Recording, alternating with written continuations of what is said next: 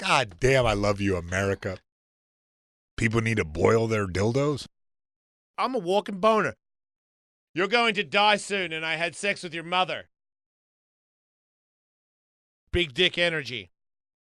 You're not an idiot. You're a psychopath. God damn, I love you, America.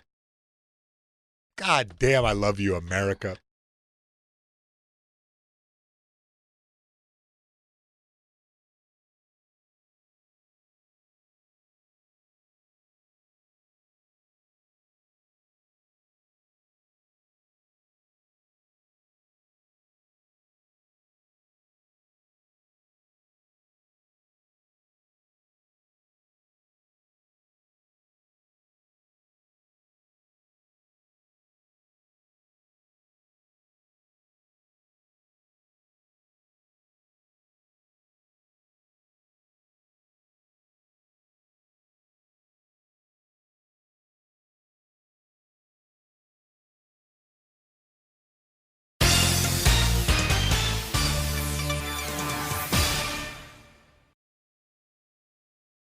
Dun dun dun! Dun dun dun! Dun dun! Raiders!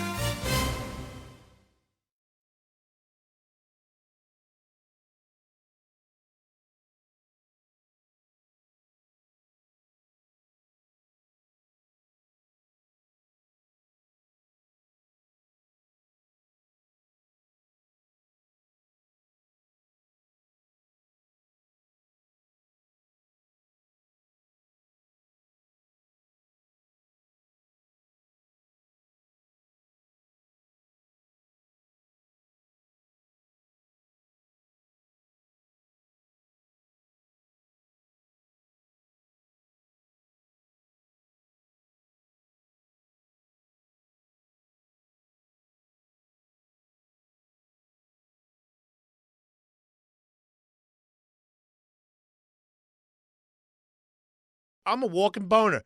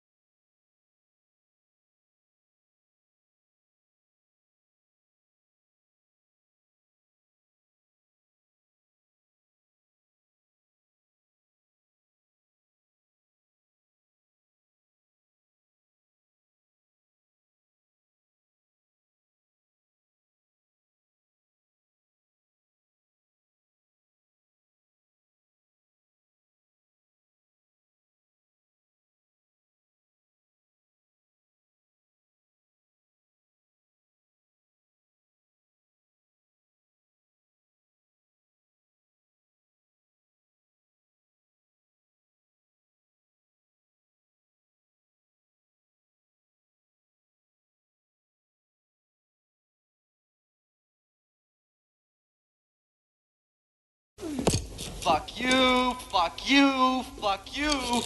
You're cool. And fuck you, I'm out. Jason, this is the Jason Ellis Show.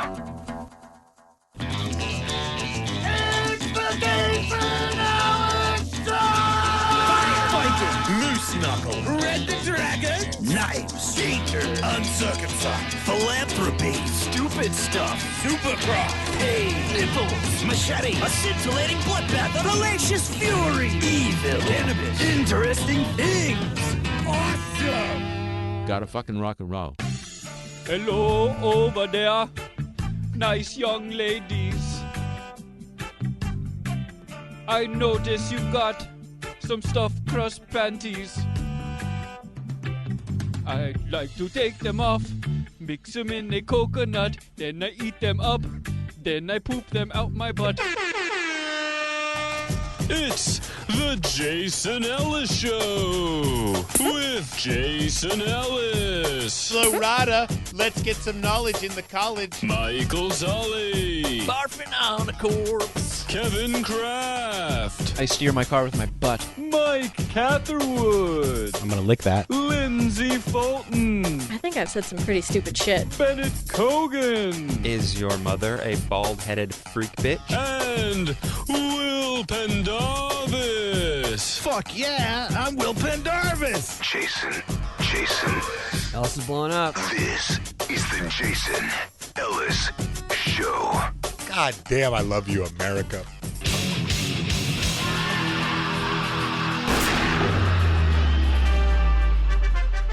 All hail the King of the West. King of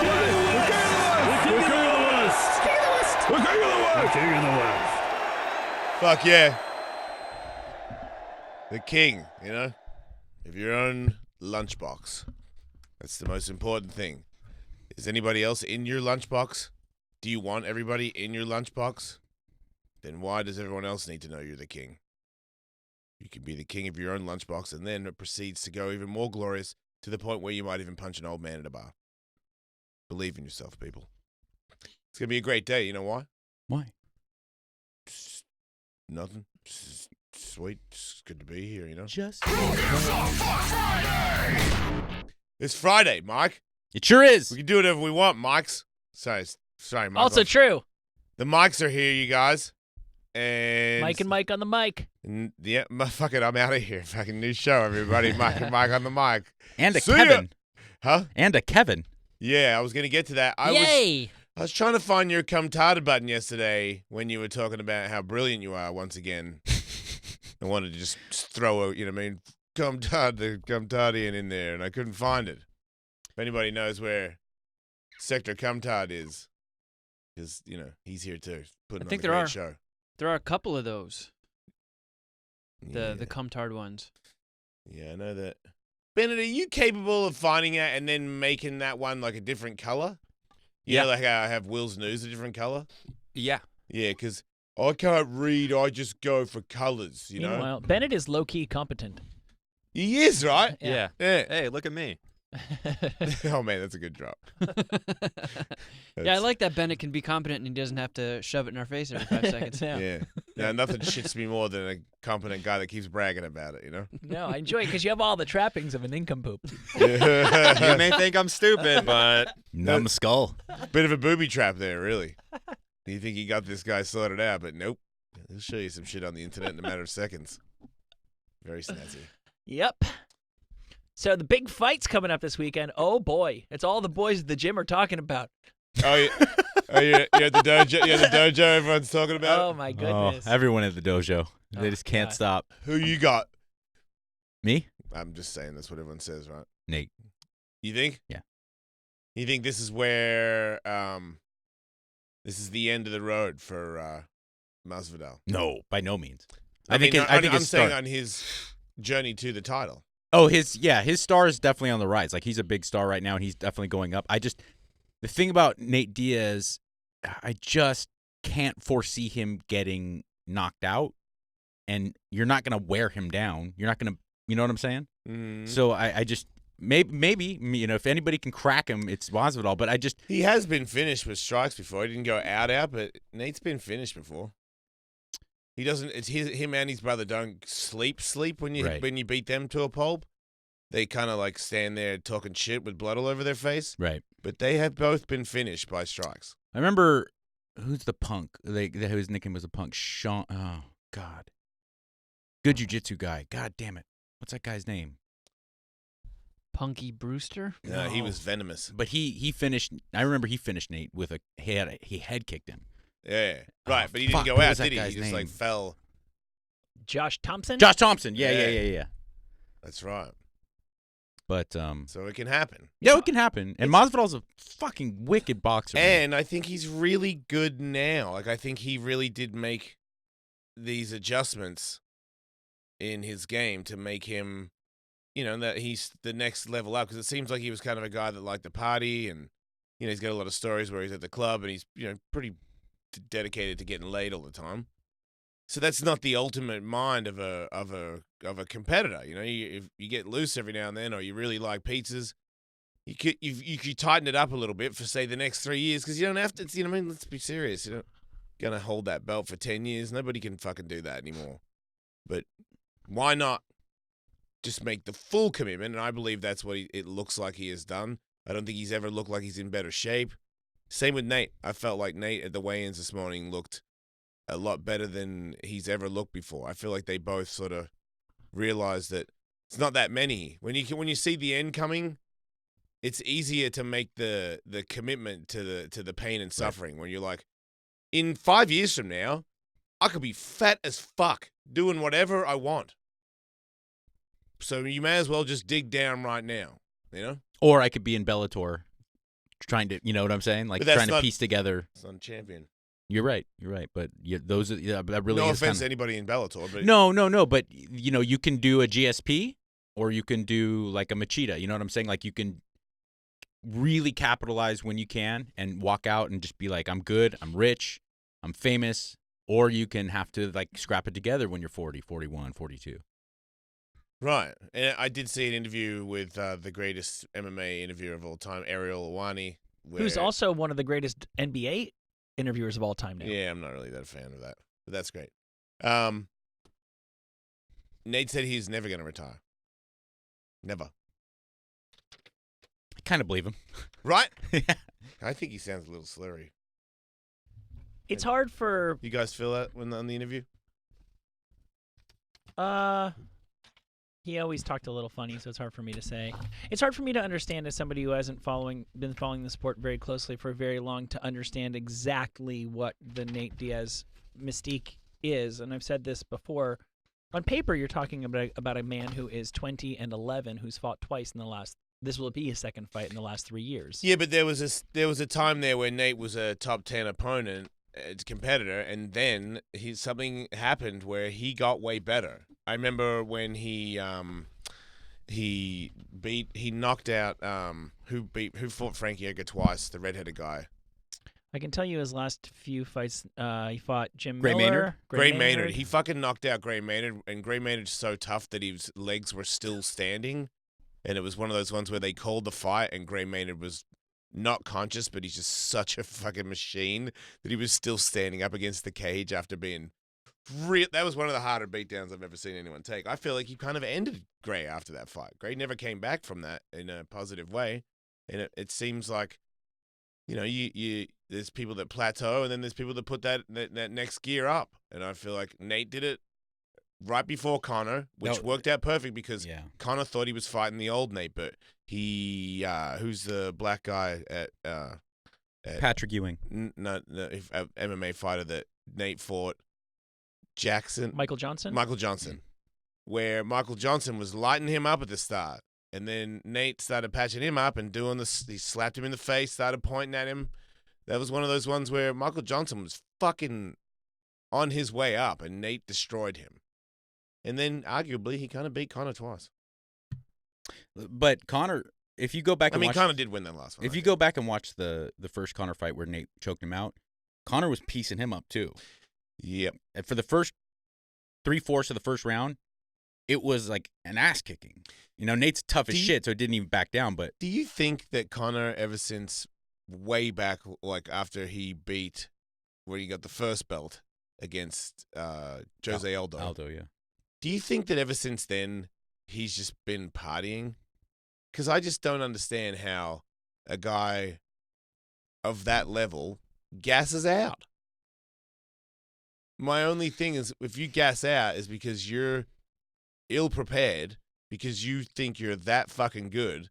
I think he thought he was going to knock him out in the first round and was like, I don't need to fucking train for this. I think Conor rages all the time. I think now you're seeing it more like, oh, look, it's proof now. But I remember the Chuck Liddell tales when he fought Babalu Sabral. I don't know if this is true or not, but Babalu Sabral brought hookers to Chuck's room that night with blow and he did the blow and the hookers, and then he kicked Babalu in the face the next night and won the belt. I don't know. Maybe he's one of those guys. You know, the John Jones saga. He's saying how he partied the first time he fought DC. Okay, so are you saying you're doing blow weeks out and then you fight him? That means you're not as good as you could be. No way. Maybe some of these dudes do it, and we just think, how could you be that good and do any of that on the side? Well, there's a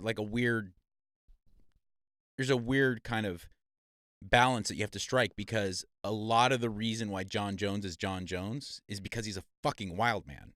And he has that, and same with Chuck Liddell. The reason Chuck Liddell was Chuck Liddell is because he would fucking do blow till 4 a.m, then kick you in the face and do his fucking Iceman thing and scream. But at the same time, obviously, that compromises your performance. So you got to find that. But you can't compromise the natural wild man thing that's inside you. Yeah. But you also don't want to like take it too far to the point that you're wasting your talent. You know, Well, let's talk about that. Is there an age where a really elite freak athlete can do cocaine the night before and still be the best on the field or in the ring the next day? It seems like Lawrence Taylor did it. It seems like Dwight Gooden did it. It seems like Chuck Liddell may have done it. Yep. Maybe that's something some people can do. They just can't do it in their late 20s. Oh, that's what I was going to say, because there was a time there where I used to do all that stuff, and I was fine in the contest. Yeah. But I'm telling you, I think then there was a time where that didn't happen anymore. There's something about those guys, Lawrence Taylor and Dwight Gooden, 2 perfect examples. There's something about the guy that lives on the edge like that right. is willing to push it that far, that also makes them part of the chain. So it's like if you could somehow be able to harness that without doing the blow, then you'd be literally unstoppable. It doesn't seem like there are too many guys who are that guy. And then, I'll take the example of Vince Carter as an NBA player, but he remembers when he was like kind of the next Jordan for a second with the Raptors and had all these crazy dunk dunks and contest stuff. was Yeah, sick. exactly. Let's just say he'd been one of those cocaine guys. I don't think he was. He's still in the league. He is still playing basketball. That means he wasn't one of those cocaine guys. Because at a certain point, he decided, I need to be a completely different player. I'll be the guy that passes the ball and gets the rebound, and if nobody else is open, I'll take the shot kind of thing. I don't think you see a lot of the guys transitioning from. No. You're just that way all the way. And if you believe that John Jones may or may not have been one of those guys, that doesn't portend well for the back nine of his career. It seems like those guys don't age gracefully. Yeah, and he does seem like the kind of guy that would retire, though. But it's also that's one way around that. I'm just saying, he doesn't seem like the kind of guy that would have like 3 fights where he just gets fucking switched off and he's like, yeah, I'm back again, like BJ Penn style kind of thing. He also doesn't strike me for some weird reason as the kind of guy, like I think LT was putting every week's check up his nose.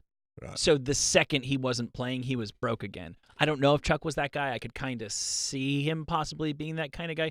John Jones seems like a kind of guy that could retire and still live comfortably.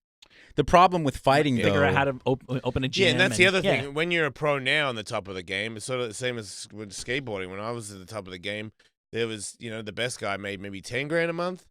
And then there was an era where the best guy made $1 million, like made millions and millions of dollars. Just there's an era for it. So I think Chuck did good, but I don't think he did anything like they can do now. No. Like what you get paid for a fight now, it's a different story. But I also think because of the way things have evolved, it's not the same fight anymore. Everybody who's in Bellator and the UFC are fucking killers. Killers with personal trainers and all the supplement shit fucking technique that everybody can sprint for 15 minutes. Everybody. So when you're the best or arguably the best and you're just, fuck it, I'll do a little bit of blow and I mean, I'm so good, I'll knock this dude out in the first round. I don't even need a gas tank. I mean, you lost, dude. You lost your era. If you had beaten Nate the first time, just knocked him out like that first round, if he had finished him, or let's say he had a little more gas and he started clapping again in the second round instead of starting to fade like that, then he'd still have this mystique of arguably the greatest fighter in the world. I mean, we don't have that anymore. I think it's fun to watch him. He's a talker. He's an entertainer.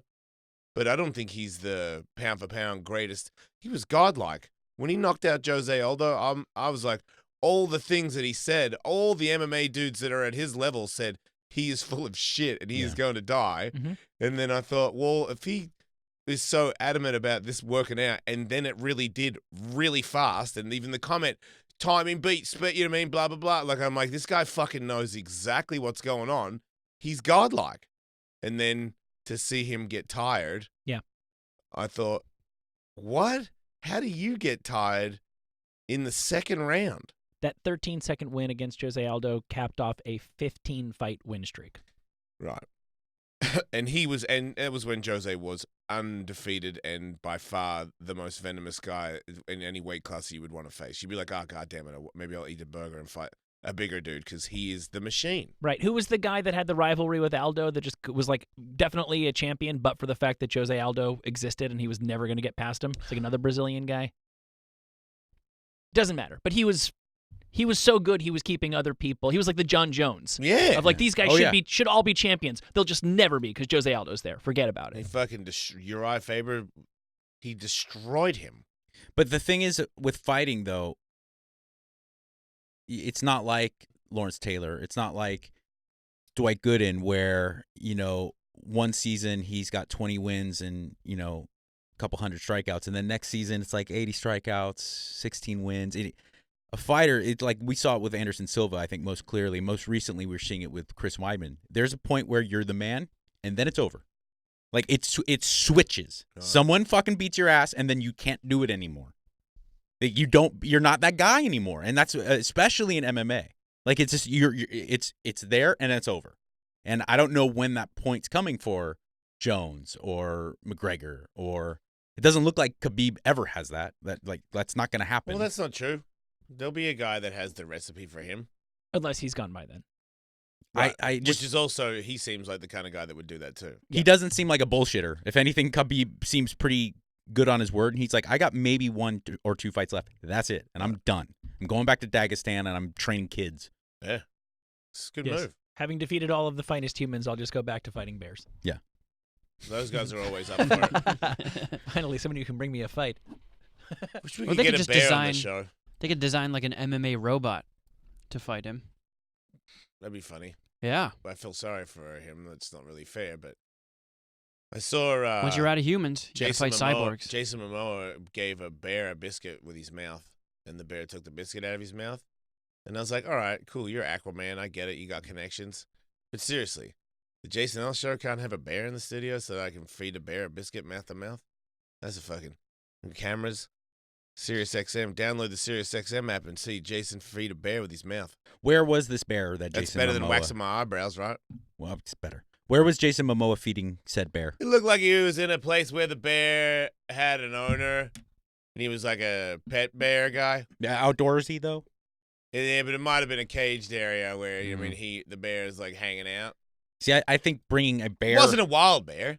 Either way. I don't want a wild bear in the studio. What if it hits one or something? It's my fault. But I just those think guys are great. It doesn't matter if it was the bear that did it. It's still our fault. Yeah, I got the bear in here. Who brought the fucking bear in? Who co-signed this bear? Yeah. I just think bringing a bear in like a weird unknown environment. Yeah, that's a bad idea. Well, what about when there's bears on TV, and they go, this is Chucky the bear, and they hang out. Except for that one time where I think it was a tiger. Remember that tiger that grabbed the kid on TV?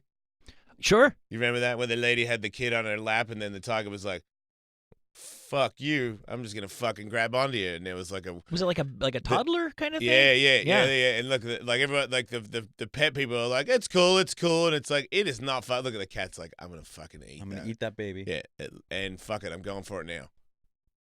Oh, that's terrifying. Yeah. Oh my god. Look at the mom. The mom is trying to smile, but she's like, "You're eating my child." The mom looks like me breaking up you and Simon Woodstock. Wait, now she's nervous laughter. Yeah, the mom's just like, okay, don't ruin this gig. Keep smiling.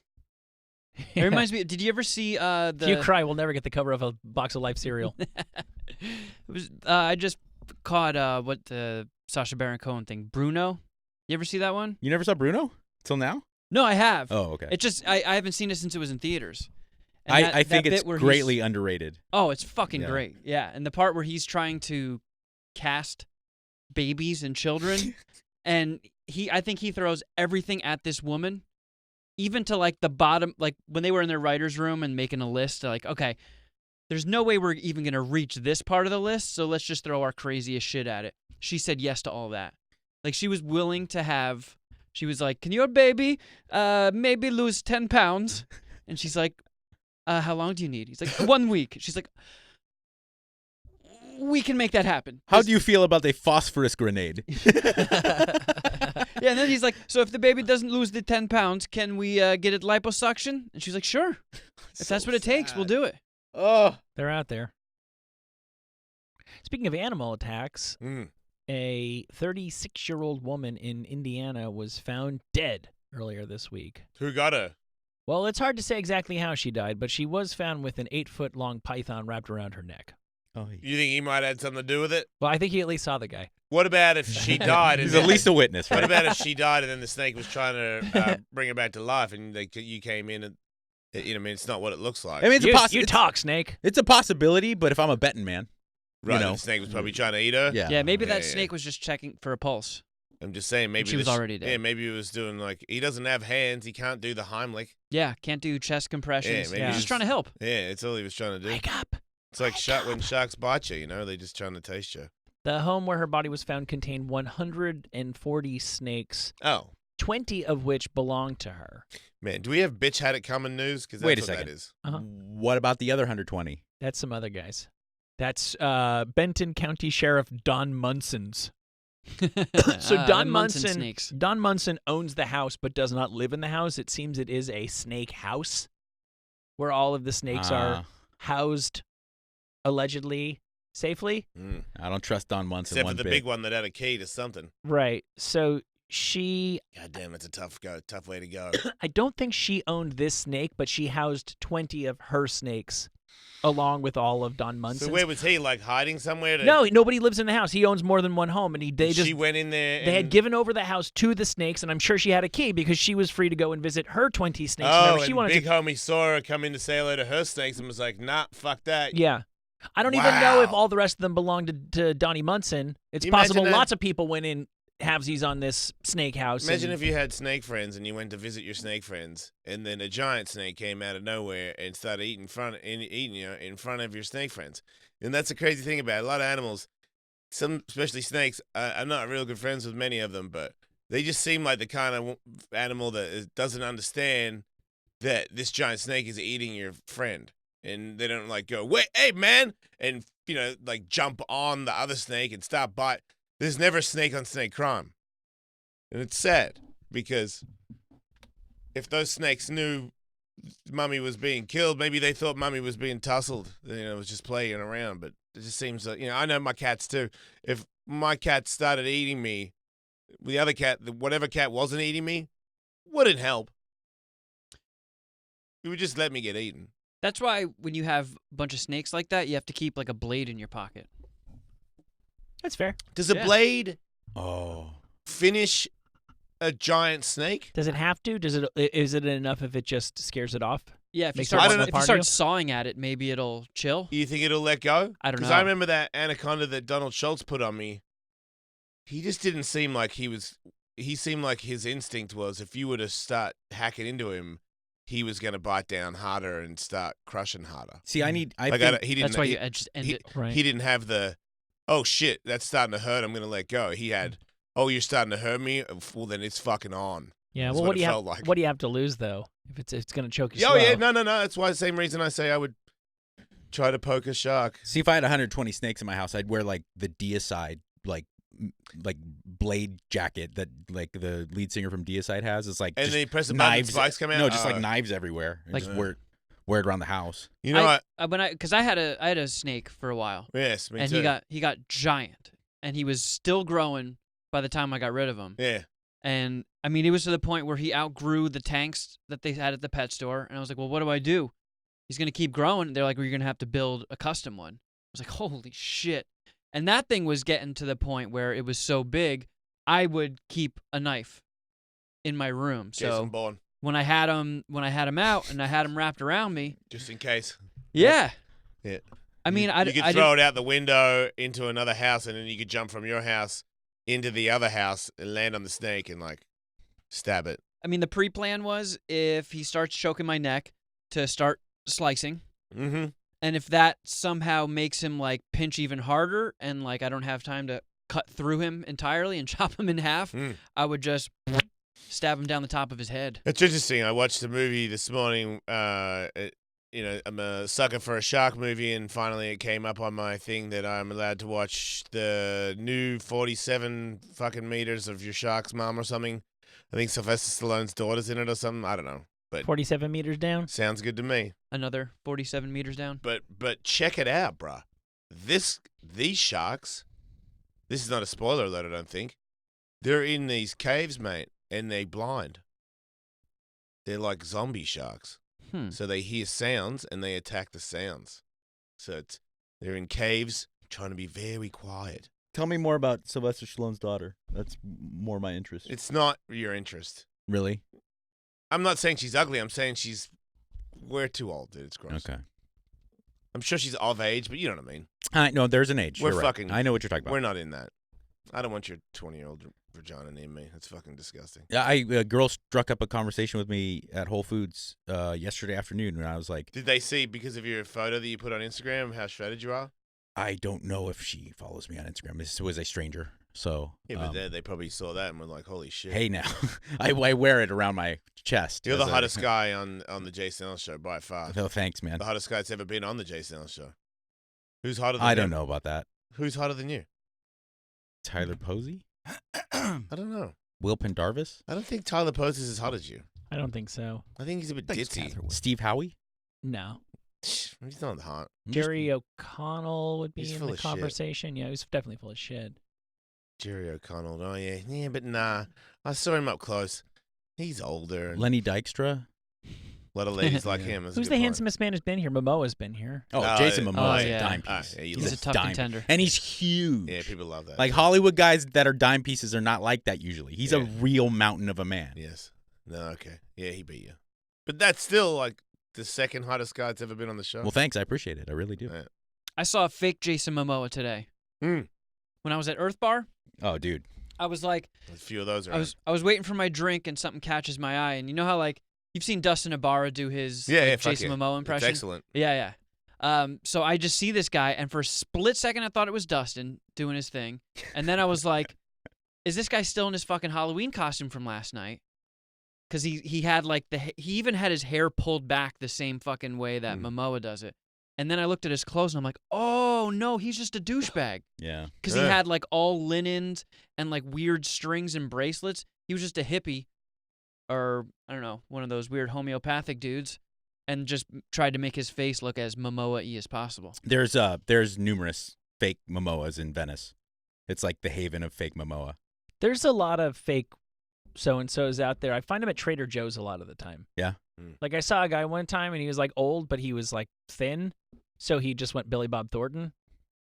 Yeah. Which is fair, but it's just like Billy Bob Thornton would not be eating like the free samples at Trader Joe's. No. He's eating whiskey. There's a lot of fake there's a lot of like fake like 10 years ago I thought the big thing was fake Jessica Simpson. LA was full of fake Jessica Simpson. Yeah. Like they replicated the, yeah. you know, and like now I don't know what the big one is. There Oh, was it's definitely a Kardashians. Kardashian movement. That's yeah. the worst, because I'm still on like all those stupid dating apps. Yeah. And like I'd say every 1 out of 5 girls is an actual real human. Yeah. The other 4 are just wannabe Kardashians. Yeah. My daughter wants to idolize female lesbian gangster rappers. That's her thing. I'm down with that. Yeah. Like not the main ones. Like some new people. Did you ever find out who that rapper chick is that she likes? Yeah, I forgot though. She's not like mainstream, huh? No. She's like the new. There's like a couple of new ones because I get them mixed up. She likes 3 of them, and I get them all sort of mixed up because they all sort of seem a little bit tomboy, gay, gangster. They seem hard as fuck, like super hard ladies, and they wear a certain kind of clothes. They wear bigger clothes, and A lot of these, you do this hand sign a lot. I don't know what the fuck that is, but a lot of her friends that are doing this, and they also like to take photos where they kind of hide a little bit of their face. That's a thing that you do when you're 14. Don't know if you know that, but No. girls like to do a lot of photos where half of their face is covered. Keep the mystery alive. Something like that. Is it sweatpants, big sweatpants, and then you have the belly revealed. And, Oh, yeah. And then you have like, I saw a video last night. She's hanging out with her friends. Dudes are like dancing on the street, like rappers, and she's there, and she's got cleavage hanging out. No. I'm like, oh my God, dude. No. And then she's got that face where I'm like, I know that, I know where you're getting these vibes. So doesn't seem like I just feel like I would know, but I feel like parents, maybe they don't, because I hear it all the time. I've seen it in movies. It's got to be a little bit factual. I just always thought if she was doing anything, I would know because I've done it so much. If you're high, I'm gonna know you're high. Like all my friends that have ever lied to me about being high, I'm the king of calling them out because I've been high all the time. I'm like, what are you talking about, dude? Like, just be real with me. You're fucking blazed up right now. Yeah. And kids are particularly bad at hiding Right. it. And I feel like, I mean, she can tell, like, if she comes home, she goes, what? And I'm like, what? It's like, I didn't do anything. I didn't smoke. You want to test me? And I'm like, why are you saying that? It's like, I can tell. You're looking in my eyes to see if I'm high. And I'm like, oh, shit. That obvious, huh? You know what you should do? One day you should just go up to her and be like, hey, come in the other room for a sec. I want to show you something. And then just have like a packed bong in there and be like, what do you say you have a smoke with old dad? And then when she goes for it, you're like, ha! Gotcha! Ooh. I'm like, I don't know how victorious I would feel after that. And then also, I don't know how victorious I would feel when the news got to my ex-wife that I offered to my daughter a bong rip. She's like, no, it was a trick. Yeah, and I go, look, I was just trying to get it out of her. I don't know. I feel like my ex would go, look, I appreciate what you're trying to do, but that, Daddy, was a fucking bad idea. And I would be like, yeah, no. It's like telling the district attorney when you're a cop that you coerced a guy into confessing. You're like, Yeah. I got the confession, but okay, here's how I got it. I gotta be honest. I have a question. Mm-hmm. So let's say that you find out that a child of yours is doing smoking weed. Mm-hmm. What are you gonna do about it? I'm going to talk to her about it. Okay. What if they're like, you know what? No, I like smoking weed, and I'm just gonna keep on doing it. Yeah, well, I mean, that would be terrifying if she was to defy me in choosing to do drugs underage. I would be fucking heartbroken. Yeah. Because that would mean that we would have to go to therapies and fucking rehabs. If you're gonna, I'm still in control of my kids. My kids don't say "fuck you, Dad." I'm smoking. You're gonna send me to rehab. That's not my child. I'm just taking the place of one of your children. You're gonna send me to rehab because I like to smoke pot every once in a while. Did you do that when you were a kid? Yeah. Well, that's all I'm doing. I'm not doing. Look, Yeah, everybody I know is doing coke, and Dad. I will pay, and I paid for it, and I'm still paying for it. Yeah, but all my friends are doing coke and I will stuff. forever pay for it. All I want to do is smoke a little weed. I'm not going to do anything else, and I want you to know about You it. can smoke weed when you're legally allowed to. If you smoke weed underage, that's illegal, and I'll call the police. I'm not drinking. You're gonna go to juvie. I'm just smoking some weed. I'm lying. Oh, man, can you imagine being the one kid in juvie who was there because your parents ratted you out because they Smoking caught you weed? smoking a bong hit one time? Look, I've What the fuck? I've thought about it because of the things that run through my blood. I don't.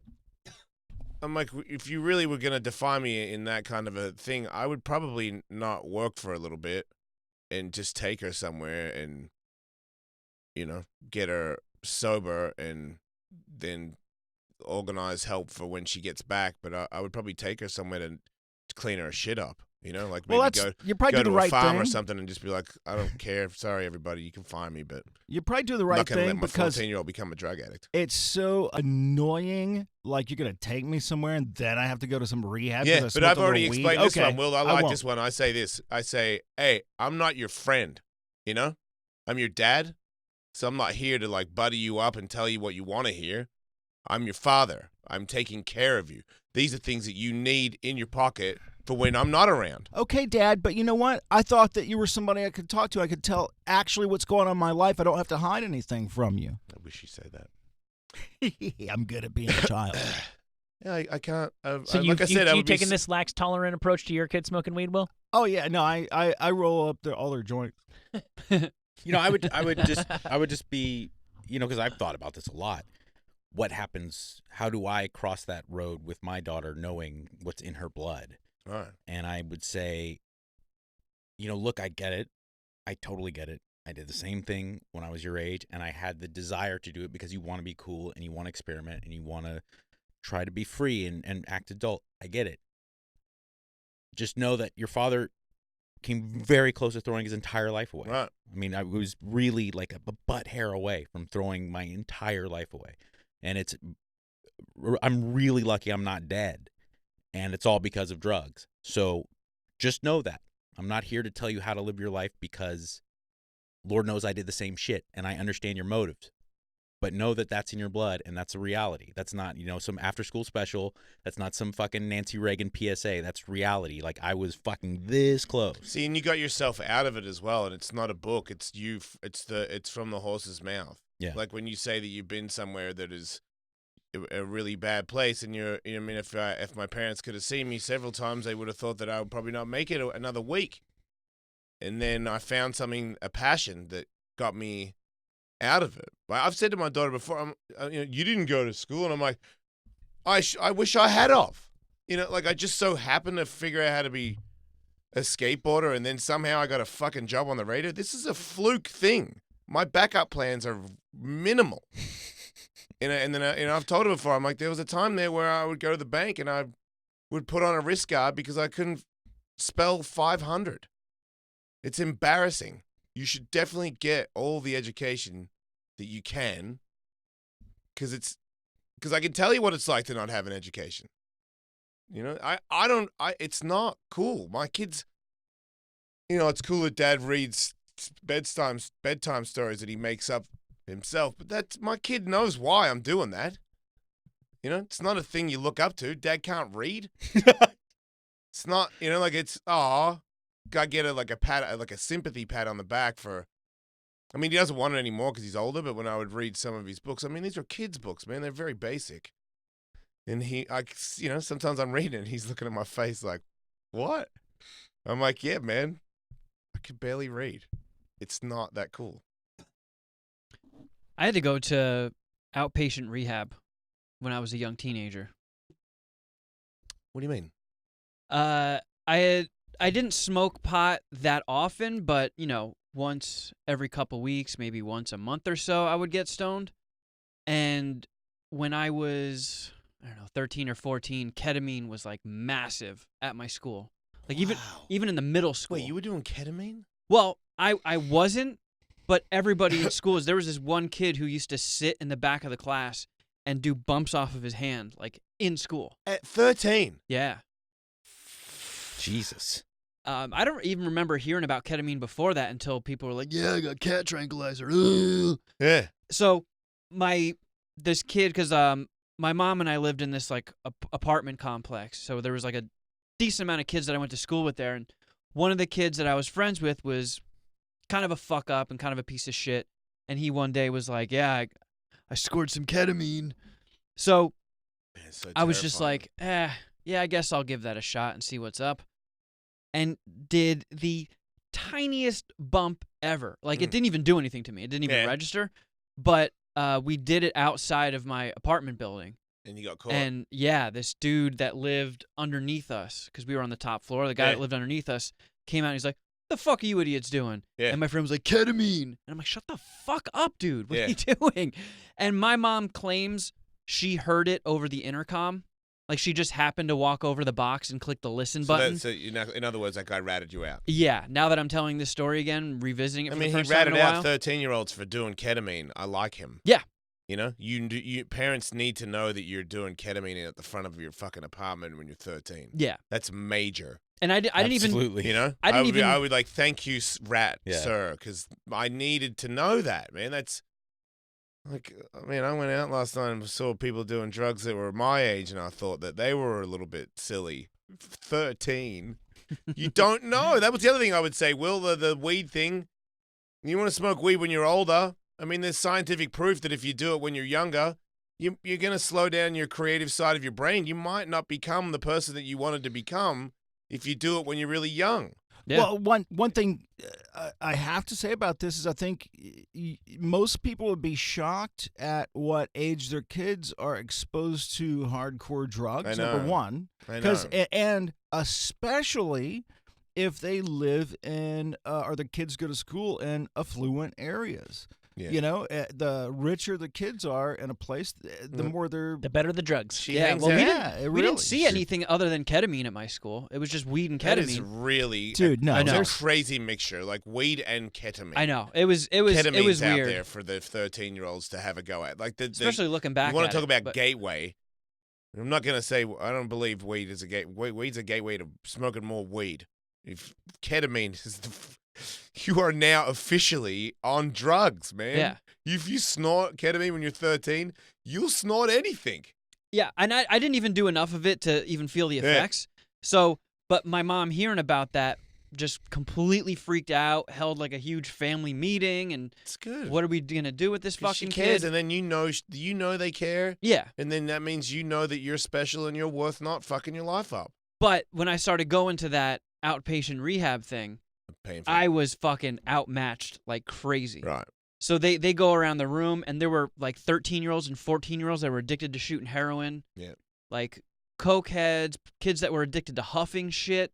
Yeah. And that gets to me, and because everybody was doing their drug of choice, and I'm like, well, I've only smoked weed like 5 times, so I guess my drug of choice is weed. And they were just like, I was like, I have no idea. And everybody was man. like, what the fuck? Yeah. And then it goes to this girl next to me, and she started talking about, like, she relapsed and shot heroin. 14 years old. I'm like, oh, my God. And I'm looking over at my mom, and she's turning white, and she's sweating. She must have felt better, though, because you didn't match them. A little bit, yeah. I mean, there were fucking kids there. This one kid was huffed paint and Glade. Like, he would shake Glade up, put a towel over his mouth, and it's like an air freshener. Okay. So he would spray it through a towel and huff it, so he would just get the fumes and not the... And it worked. I used to do that all the time. But he did it so much. I used to do that all the time, and computer cleaner all the time. Put my shirt, put it under my shirt. I do it at school. Why? It gives you a buzz. Yeah, you get fucked up. Fuck. You can't really smoke weed at school. Can't really do real drugs at school. But this kid did so much of it, it permanently damaged his vocal cords. So you have this deep, dopey voice like this. No. So, like, the drug of choice thing gets to him. He's like, my drug of choice is Glade. Man, if you're 13 years old and that's what's going on, just Glade it to the grave. Yeah. Oh, no. My mom said one of the people pulled her aside after one of the meetings and was like, look, you probably shouldn't. These meetings might actually be exposing him to more shit than he even knows about. Right. It's like sending a petty criminal to jail. Yeah. And also, that's something that I don't think enough people talk about. Like, it's just like finding a therapist. I mean, your situation was a little different, Kevin, because I don't think you didn't actually have any addiction problems. But when people do try to engage and put effort into recovery, there's a lot of value in finding a place where you fit in. Far too often people go to they go to a meeting or they'll go to a program or they'll go to somewhere and they don't relate with the other people there. Like that makes a difference. I went to the first time I ever really tried getting clean. I went to a really beautiful facility. It was an amazing place, and they had a great program, but it was in Minnesota, deep rural Minnesota. It's fucking beautiful during the winter, and it was butt cold, but beautiful. But every guy there was in his 30s. I was 19. Every guy there was in his 30s, mostly no kids, right? Almost all alcohol, couple pills, but mostly alcohol. This was 1999, 2000. Cops, attorneys, guys, I'm going through a divorce because of my drinking and this and that. Right. And I'm like, fuck, I just didn't fit in. Yeah. I didn't fit in at all. And it made a huge difference when I would go somewhere and I was around kids that were fuck-ups, that I could feel like I related to them, every time I've ever been in a rehab scenario, I feel the exact same way. I've never gone in and everyone's like, whoa! I've just sort of gone in.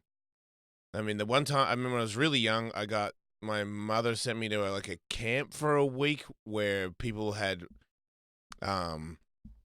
addictions and depression and mental breakdowns and stuff. And it was some weird, when I told you I had to cradle the old man in the pool naked. Yep. So I had to do all this weird stuff. But there were people that were 50 and they had emotional breakdowns. And I was in there. My mum sent me in there because I was drinking too much. I was like, fucking hell. Everyone scared the shit out of me. And then the last time I ever went when I was 40 to that, because I started drinking again and I didn't even do anything.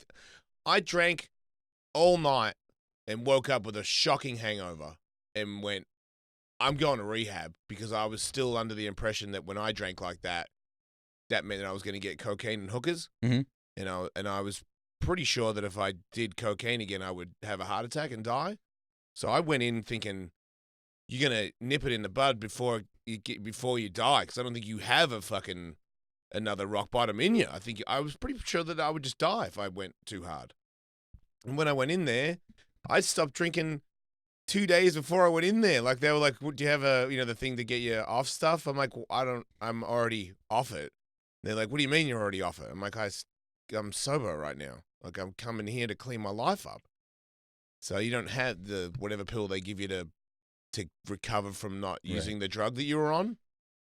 And then when I had the group things, there was, like I told you, there was a guy that, I don't know, man, 25 or something, and his whole arm was dead because he fell asleep on it from doing painkillers, and it didn't wake up. And he was like 25, and he had a dead arm. He had like a wrist guard on and this weird dead arm. And everybody had these tales, and they're like, what about you? And I was like, I drank too much at the Hard Rock the other day.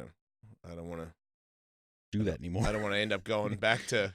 But it was harder. I remember people trying to sponsor me, and I was like, I don't really think I need to hang out with you. Yeah. It sounds like they need to make prehab and rehab, because prehab was appropriate for you. Prehab was appropriate for Kevin. Right.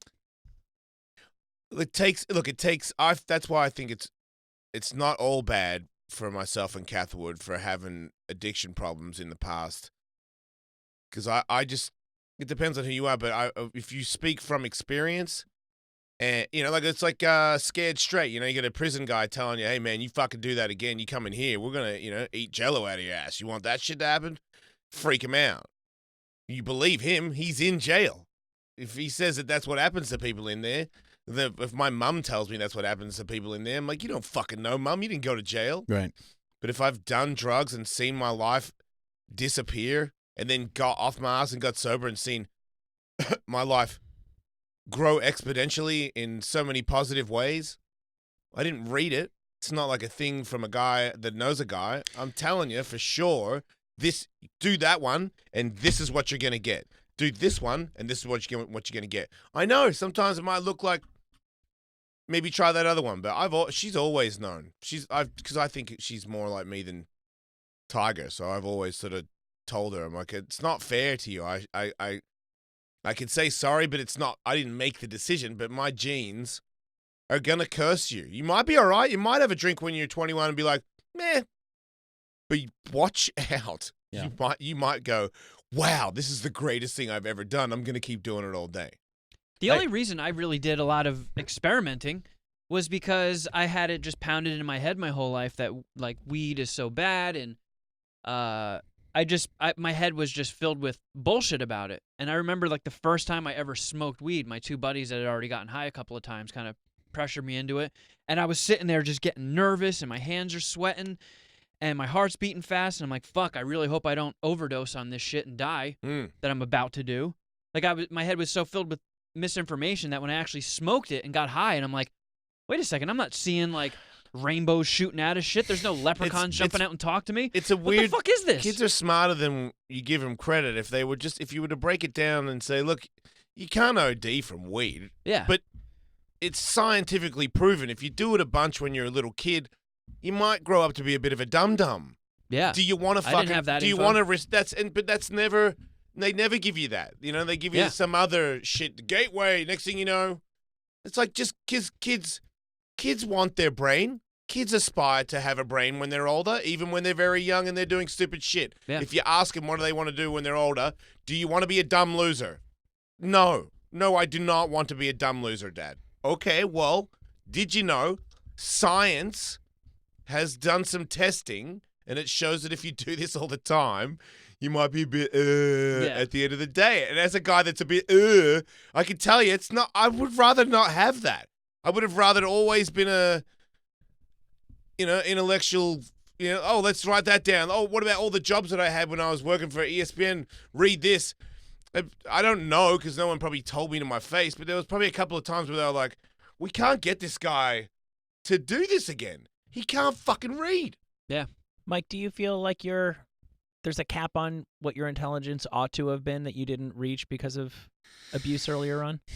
You seem like a pretty put together guy. I don't know about my IQ, but definitely like my brain function is compromised. I without question. I'm so incredibly forgetful about. It's amazing. I'll remember a UFC fight from 2008, but my wife will tell me really important things, and I will try desperately to remember it. I will write it down. I will do anything, and the whole day will go by, and I'll be like, I didn't even remember we had that conversation. Makes me feel better. And I've had like fugue state fucking episodes, and I think this is I used there was a time and a place where like hallucinogens became my thing, acid particularly, and that was my drug of choice, and I was eating sheets of acid daily. Oh my God. daily, like nonstop acid. And I had a situation one time. This was only like maybe 8-9 years ago. I was living in South Pasadena, and I was going to see my friend's band at on Hollywood. On Sunset. So I get on the 101, and I woke up in Santa Barbara, fully sober. I just really like came to, and I was driving by like the Muscle Shoals Pier in Santa. That's the wrong way. And I was like, "Whoa, what the fuck?" I spent an hour and 45 minutes, 2 hours of just complete daydreaming, driving on autopilot, not knowing where I was, totally some other place. Full on Mr. Magoo. Yeah. So, I mean, I definitely think like my brain is I don't know if my like IQ though has been too dramatically impacted. Stay positive, Mike. I will. 855 Ellis 41. I got a couple of phone calls. Mike, welcome to the show. What's up? Wait. Hello, Michael. Can you hear me? Yes. Hey. So my question is, got a 13-year-old daughter, perfectly normal, healthy, good at school.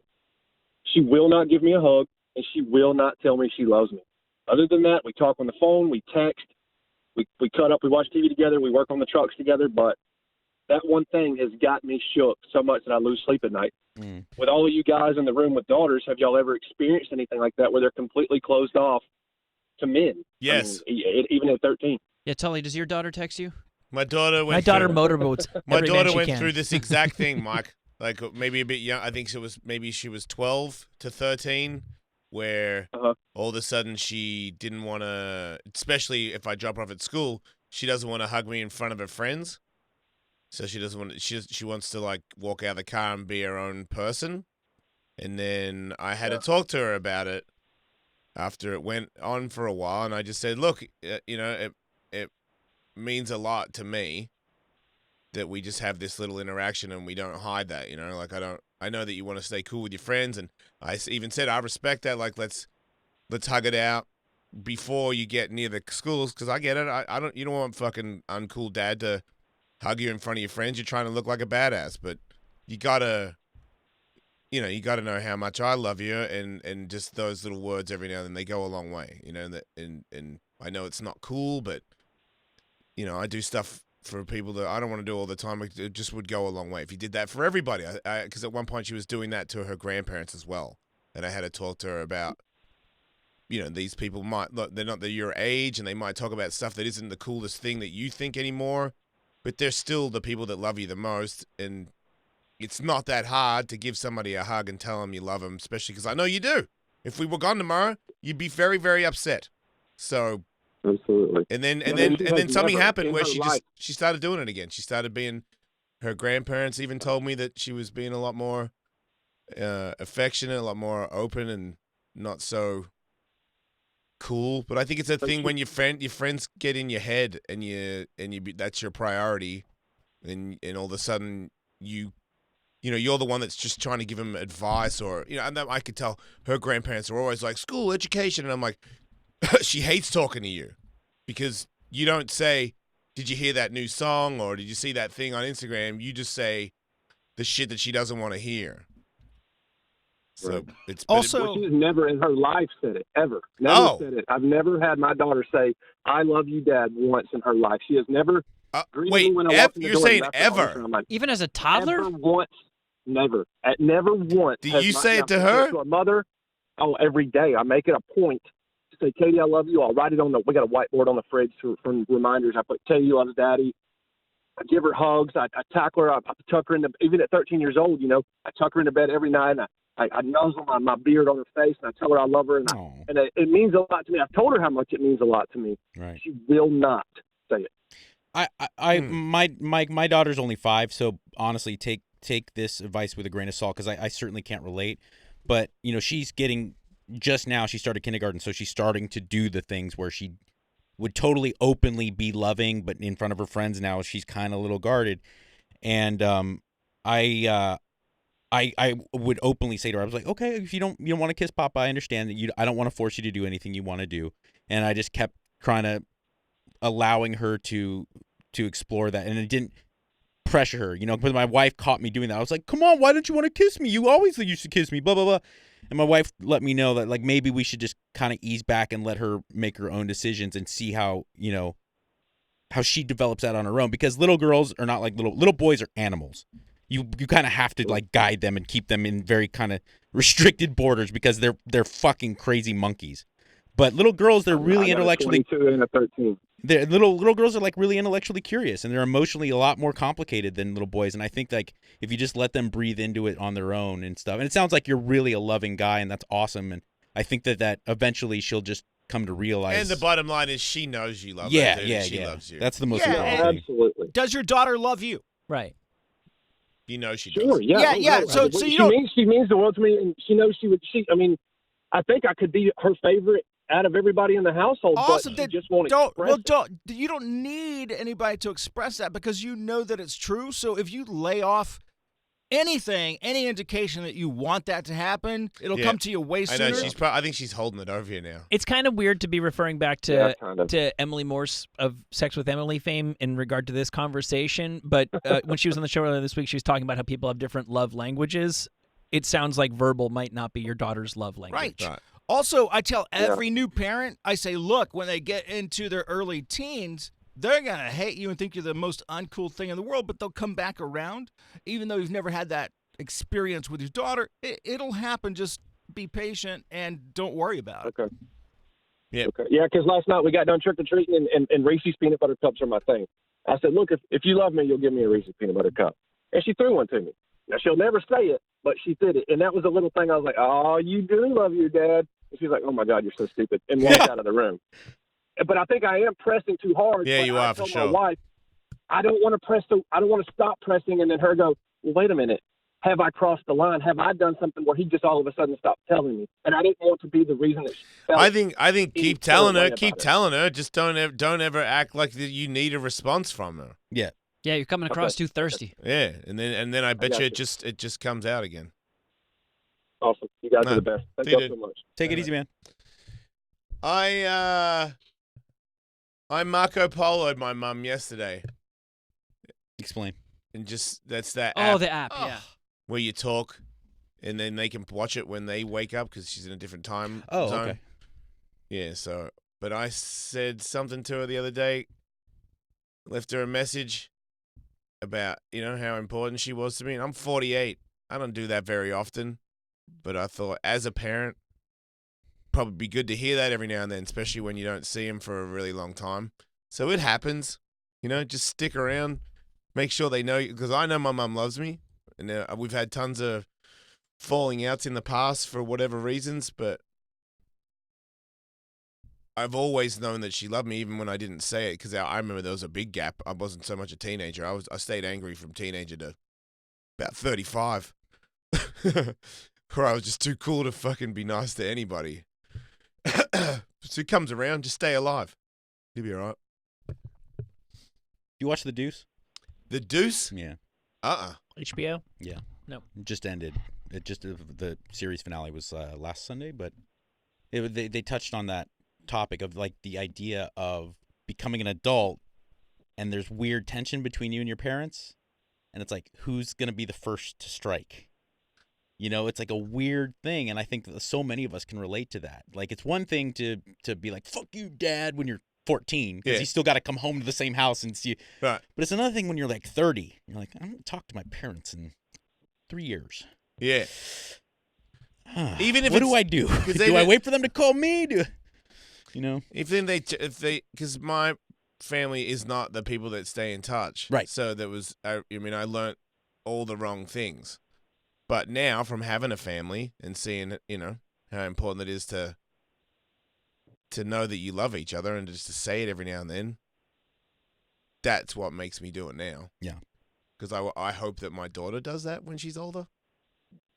I know that she's going to have her own life and doesn't have time for Dad, but every now and then you're going to send a message just to, know that you're good and you're happy that you got a life from me. Goes a long way. Ryan, welcome to the show. What the fuck am I How you doing, folks? Hey. Hey, I was. You guys were talking to the drug talk when I came into the show about halfway through. So it kind of got me thinking about my particular situation, and one thing leads to another about how we as humans get to that point. What drives us to want to have that kind of a problem or addiction or whatnot. And to me, I was the exact opposite, where pretty much my entire life I was lucky enough, and I use that term intentionally. I was lucky enough to never care about drugs at all. Smoking, drinking, weed, anything, you name it. I never had even an interest in doing it. And I don't really even know why. I never thought about it. And I was, people tell me all the time about, oh, wow, you must have a lot of willpower or good for you or this or that. I'm like, no, that's nothing to do with willpower. I just never cared. I was addicted to something because almost all of us were addicted to something or have an obsession. It just wasn't drugs for me. About early college, about this early time, I actually went through an eating disorder because I lost a bunch of weight at a pretty young age, voluntarily, and it was probably the right thing for me. But after that, I think kind of screwed me up a little bit because I lost so much weight, I couldn't recognize myself in the mirror. And what I'm getting at is that I actually went through a pretty bad time with that. And I was just like those people, not to be judgmental, the people you were talking about that were in the hospitals and had the really, really hard problems based a comparison to what you were going through. I was just like those people, except I just wasn't drugs for me. And it just kind of gets me wondering, okay, how much of this, when my no interest in drugs at all, how much of that was learned behavior? How much of that was just genetics? How much of that was just dumb chance? I mean, what makes us want to be, really hitting the smoking habit or doing heroin or doing weed? How much of that is us? How much of that is just, fate, whatever you want to call it? Yeah, I think it's a weird recipe for every person. I feel like there's a couple little slots, though, that people tend to come from. I've encountered a couple people who it's very important to them for whatever reason, learned or acquired, to feel like they're in control. Mm-hmm. And so alcohol just doesn't work for them because they're terrified of not being in control. That's one. I think there are some people who really don't like the taste of alcohol and can't get over it, or legitimately do not enjoy on a biological level the feeling of being buzzed. Yeah. Those people are real. Those people are out there. I think there's people, this is the category I would put myself in. I don't think I have much of a deep-seated need to get fucked up, but I really, really liked it. When I found it, it felt very exciting. It was like an interesting fantasy world to go into. Right. And then I think there's people who really have a hole in them that getting fucked up fills. And I feel like that to me are those are the broad groups of people who get involved with it and don't get involved with it. And then of course every individual is different. Yeah, and you don't know, were you overweight when you lost a bunch of that weight voluntarily as a child? Oh yeah, I was always kind of thick as a kid. I mean, not like big, but I mean, I really hit a peak around late high school, and that's just because it was nothing more than I just ate terribly. I never cared. Well, and I got to a point where I'm like, okay, how much longer am I going to do this? Yeah, you wonder. I mean, how much of a role did that play in when you finally did lose the weight, where you were just fucking, even on a subconscious level, you were fucking terrified of gaining that weight back. Because of the shame or the embarrassment of, the handful of times that people made fun of you or hurt your feelings, because that shit rocks your world. That's deep, deep trauma, when you're a little kid and someone fucks with you like that and makes fun of you in front of kids.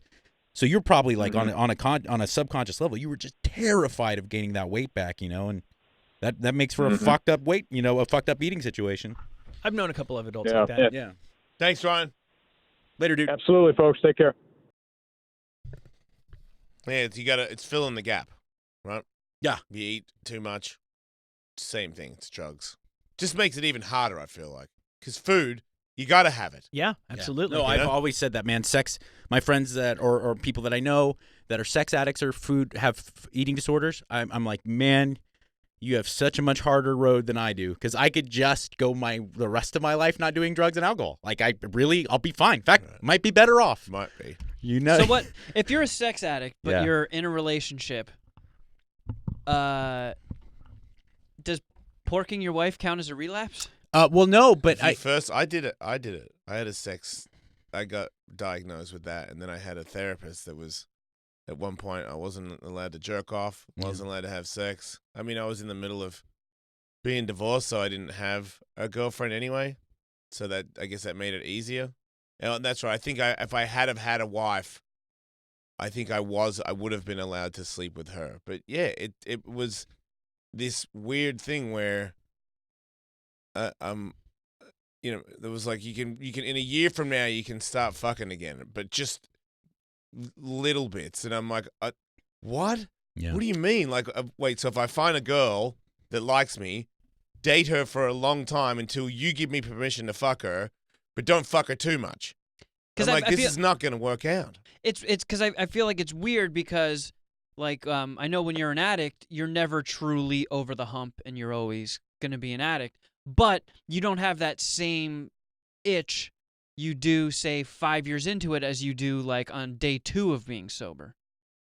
So, like, you kind of got to fight through those hard earlier parts, and you're still going to struggle, but the struggle gets a little bit less. I feel like if you're a sex addict and you're not having sex, it's just going to make you hornier and hornier. It did. It made you're it going to way be like a worse. horny, raging Hulk. Well, it made it way worse. The similarity, though, with drugs and alcohol is that even if you're 5 years sober, that same itch can be even worse than day 2 if you're not doing the work. You know what I'm saying? Like, so I think the same goes for sex addict.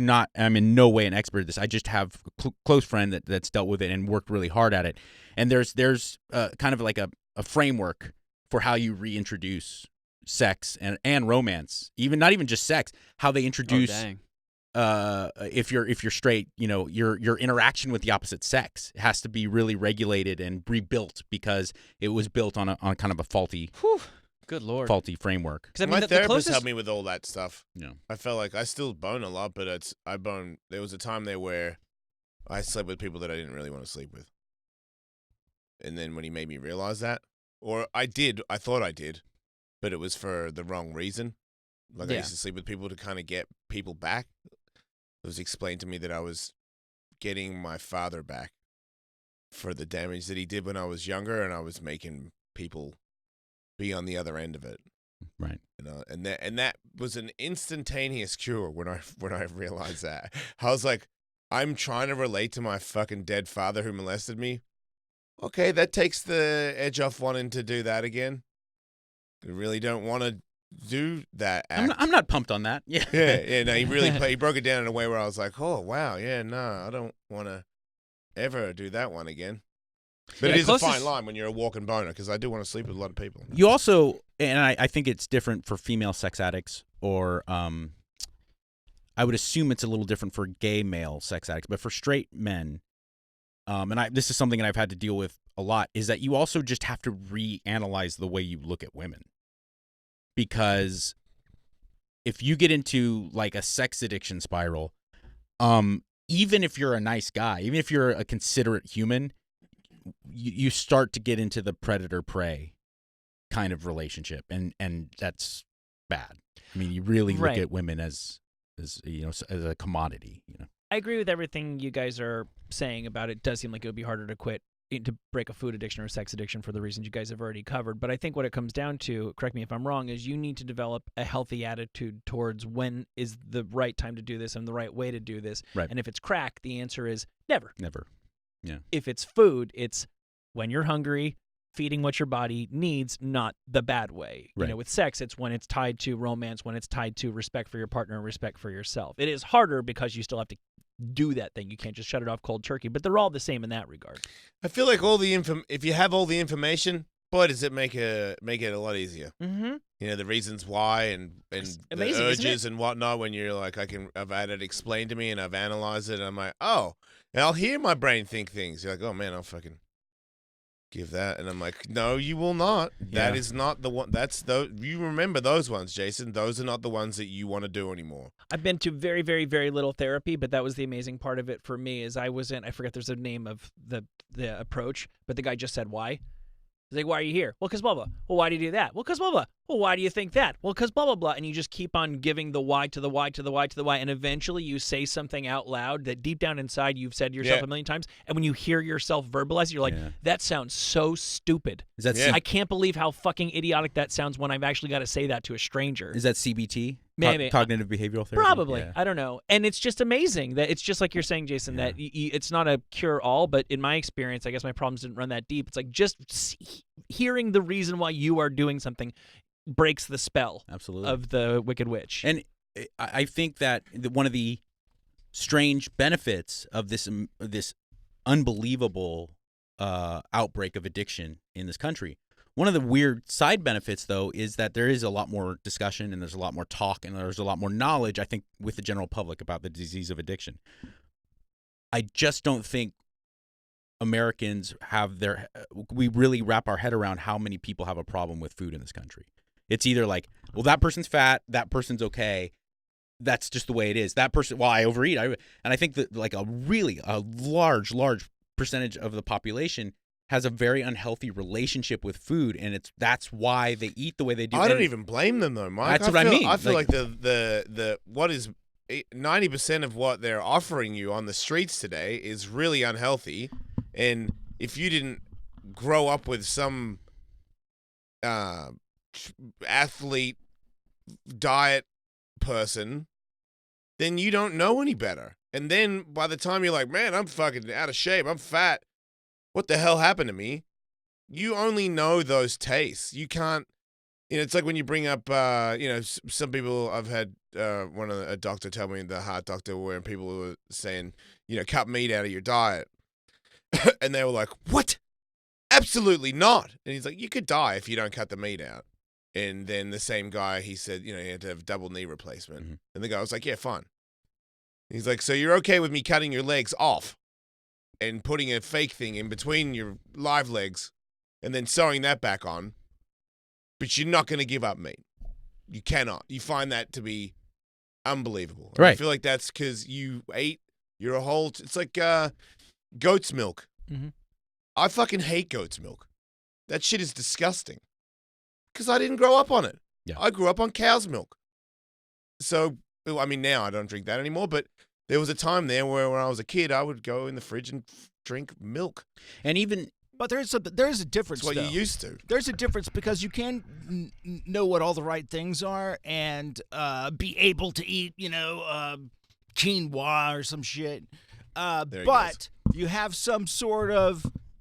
I wish I could describe it, but some sort of like endorphin release from eating shit that is high in sugar and I know. I know fat. tons of people that do that. I don't think Mike does it very often, but I do it. I know Kyle Kingsbury and all those guys. They'll fucking eat a bunch of shit on a day because they know that they feel that craving. Don't deny that craving, but when you have all the other information, you know that sure Sunday I'll eat a pizza, but I can't eat a pizza on Monday and Tuesday. If I want to stay, a well-oiled machine. But I think that Will definitely touches on something, though. When people are emotionally and psychologically regulating their existence through food, which so many of us are doing because we've never worked more hours in the history of modern America. We've never been more capable of getting food. We have access to food so easily. The challenge is limiting ourselves. And the food that we have access to is designed to prevent palate fatigue. These things like bread products and fast food, it's really hard to get tired of eating that. If I told you to take 1,000 calories of a baked potato with no sour cream or no anything, and I was like, you eat 1,000 of these calories. I need you to do that. You're really hard pressed to find someone, no matter how big they are, that can do that. Because once you get about 400 calories of plain baked potato in your mouth, you're like, fuck, I do not want to keep putting this in my mouth. If I told you to eat 1,000 calories of any McDonald's product, nope, 45 seconds, we could all do it. How many calories are in a baked potato? Like a 4-ounce baked potato, I would say probably like 300, 250. Something like that? Yeah, it's a lot. I'm Irish, and that's a lot. Yeah. Well, to your point, though, you're right. There's the endorphin rush or whatever the physiological thing is to eating shitty food, but there's also a reaction to smoking a cigarette. So that's a thing that happens, but then you need to form the habit. And then you get in and then you get in the habit of making yourself release that. Yeah, but you're not to live. You don't need to smoke, and that's where that comes from. But also, have you ever been super, super thirsty, and there's a bottle of delicious, refreshing cold water right there, and you just can't quite get it yet because maybe you have to pay for whatever, but you're just dying of thirst for that thing? Yeah. That's what it's like to have an eating disorder where, like, food is like, oh, I cannot even think of anything until I'm focused like a laser beam on getting that piece of food. See, I'm basically trying to agree with you because what Jason was saying I think is absolutely true, that the way people are taught to eat in this country, they get painted into such a bad corner and they form all these habits where, so you wake up, I mean, you grow up and you're like, I want McDonald's. Okay, great. And then you start getting a half a brain. You're like, maybe I should get the salad on the side instead of the fries. Well, no, that's not really helping at all, but you feel like you're doing better. Then you get a little bit more knowledge and you're like, maybe I should go to Panera. Now I'm really kicking ass. And then you go through a couple of years of that and you're like, fuck, I guess I really need to go to Chipotle. And by the time you go, oh shit, Chipotle wasn't really the good, clean, whole grain foods I needed to be eating. Now you have the lifelong habit. You've gone from childhood to adulthood, training yourself to get that endorphin rush or whatever from eating shitty food that's designed to scratch that itch. Man, I remember making the transformation, Tully. I remember where I was in Australia. I did a lot of stuff, so I didn't get fat. I only noticed that if I ever got hurt in skateboarding, where all of a sudden I had this potential of being a fat person. I'm like, what the hell's going on? Because I grew up with bread and butter on every meal. My stepmother had a loaf of bread and the proper butter, and we caked that on many slices with our meal every night, and glasses of milk. Like, I was dairy bread with everything. I would eat pieces of cheese, and then the MMA world and plant-based people and eating clean, grass-fed beef. Guess what? Grass-fed doesn't taste as good. There's like all these things that sure doesn't. I was used to another thing. I still have it. If I don't feel good, I'm gonna get a pizza, and I don't want gluten-free anything on it. I want all the shit, and I can tell it makes me feel better, and then I feel a little bit bad afterward because I'm not used to it. But I now have several meals that are super clean, plant-based or not, didn't matter, where I cannot wait to have that meal. And I just know 20 years ago, that meal must have been for a bet, or, I was so fat that I was like, that's it, I'm going to eat this shitty meal for like 2 months to get in shape. But now, I love whatever the quinoa shit. I know. Will, you fucking asshole. To me, I had a quinoa meal before where I was like, this is really, really good, and nobody's watching me. I'm not doing an ad campaign. I really liked it, you fucking asshole. Sure, Will. after you eat all that shitty quinoa shit for a while, no, I think it's grow like a taste for shit. It's like Keanu Reeves seeing The Matrix. That's really what it is. We all grew up in the food matrix, and people are still growing up in the information matrix, that it's like, if you don't agree with CNN, then just go see Fox News, and that can be your truth when both of them are full of absolute shit. Right. Those are the McDonald's and Burger King of information. And you don't just go, oh, I get it, and instantly switch to doing the perfect alternative. It's a really fucking big process to rip yourself out of that and actually acclimate yourself to the reality of truth and the reality of nutrition. When you get home and you want to have a bag of potato chips and a beer, and that's your thing that you've always enjoyed, and now it's going to be a fucking water and celery sticks and carrots. It's a fucking jump, man. I get it. I don't think people should make that jump. No, it takes No, you're millions right. of steps. I think You it's gradually a, get it's there. it's a staircase. You know. But I know. I think a lot of people make that mistake. Like a lot of look, fuck. It's like a fad. When You I get was a personal trainer in my early 20s, I was just starting out. I thought I was hot shit. And I would totally be like, fucking keep your carbs under 40, lady. And Right. then like, I didn't realize this is a woman who hasn't had a vegetable in 6 months. Right. And so I think that people make that. There's like this weird thing where dealing with weight or even just the appearance of your body and our size, there's either shaming or blind acceptance. And there's no in between. It's like, oh, you love your body no matter what size you are, girl. You go. Oversized models. Or it's like, you fat fucking pig. You're disgusting. Americans are all fat.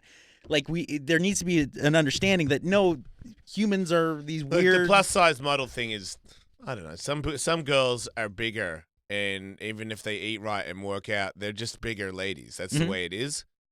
But if you get short of breath when you go up the stairs, I don't give a fuck what model you're dying.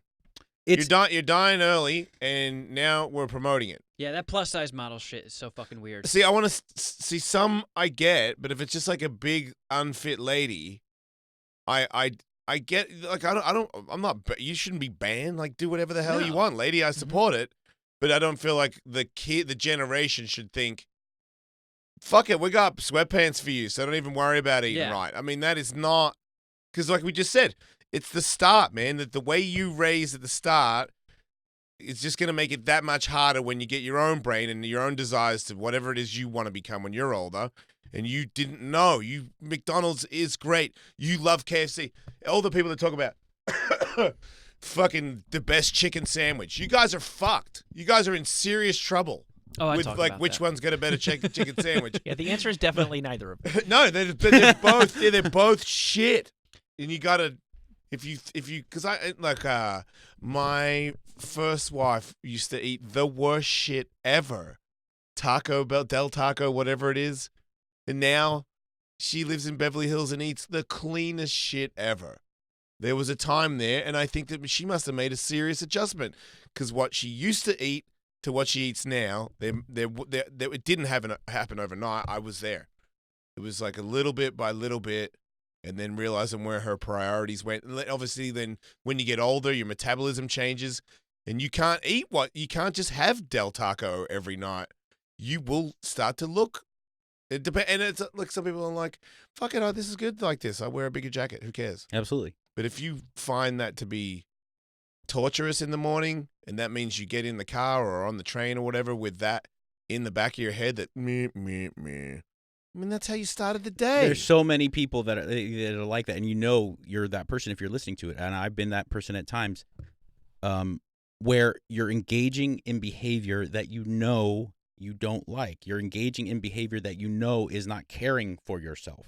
You're eating this food, and you're like, this doesn't make me feel good. This isn't good for me, but I'm eating it knowingly. And that's what I'm talking about with like that relationship to food, where you get to the point where you start to desire to do things and engage in behavior that makes you feel good about yourself. I think looking up to positive role models, because I think that's what helped me with my diet. I think when I got into mixed martial arts, I started to idolize the people that were fighting on television, and I was very fortunate to brush elbows with these people, and then they would talk about their diet. And when you idolize somebody and they talk about how they eat this and that's how they're great. Even at 35 when I started MMA, I was like, oh really? You eat that? Off I went. Justin Fortune, fucking sweet potato, bacon in the oven, molasses on it. It's not good. That's not the greatest meal ever. But Justin Fortune told me I did that, and Justin Fortune fought Lennox Lewis. I'm eating that fucking potato and I'm putting molasses on it. And it helped me make the transition to quinoa. Thank you, Will. Who gives a fuck? Oh, yeah, shit. You know what? That's funny, Will, but right now I have to talk about something very serious, and it involves being healthy. let's say you want to eat good food, but you don't have any teeth. Well, this is where this comes in. What actually makes a better toothbrush? Industrial strength power, claims of miracle trendy ingredients, multiple modes. If you ask your dentist, they'll tell you it's less about the brush and more about how you use it. Quip was created by dentists and product designers to focus on what actually matters. Your oral health, healthier habits. Quip's sensitive vibrations with the built-in timer, guides, gentle brushing. For dentist recommended 2 minutes with a 30-second pulse, ensuring an even clean. Quip automatically delivers brush heads every 3 months, so you get clean bristles right on schedule. The sleek, intuitive design is simple to use and comes with a travel cap that doubles as a mirror mount. These thoughtful features make brushing something you actually want to do twice daily.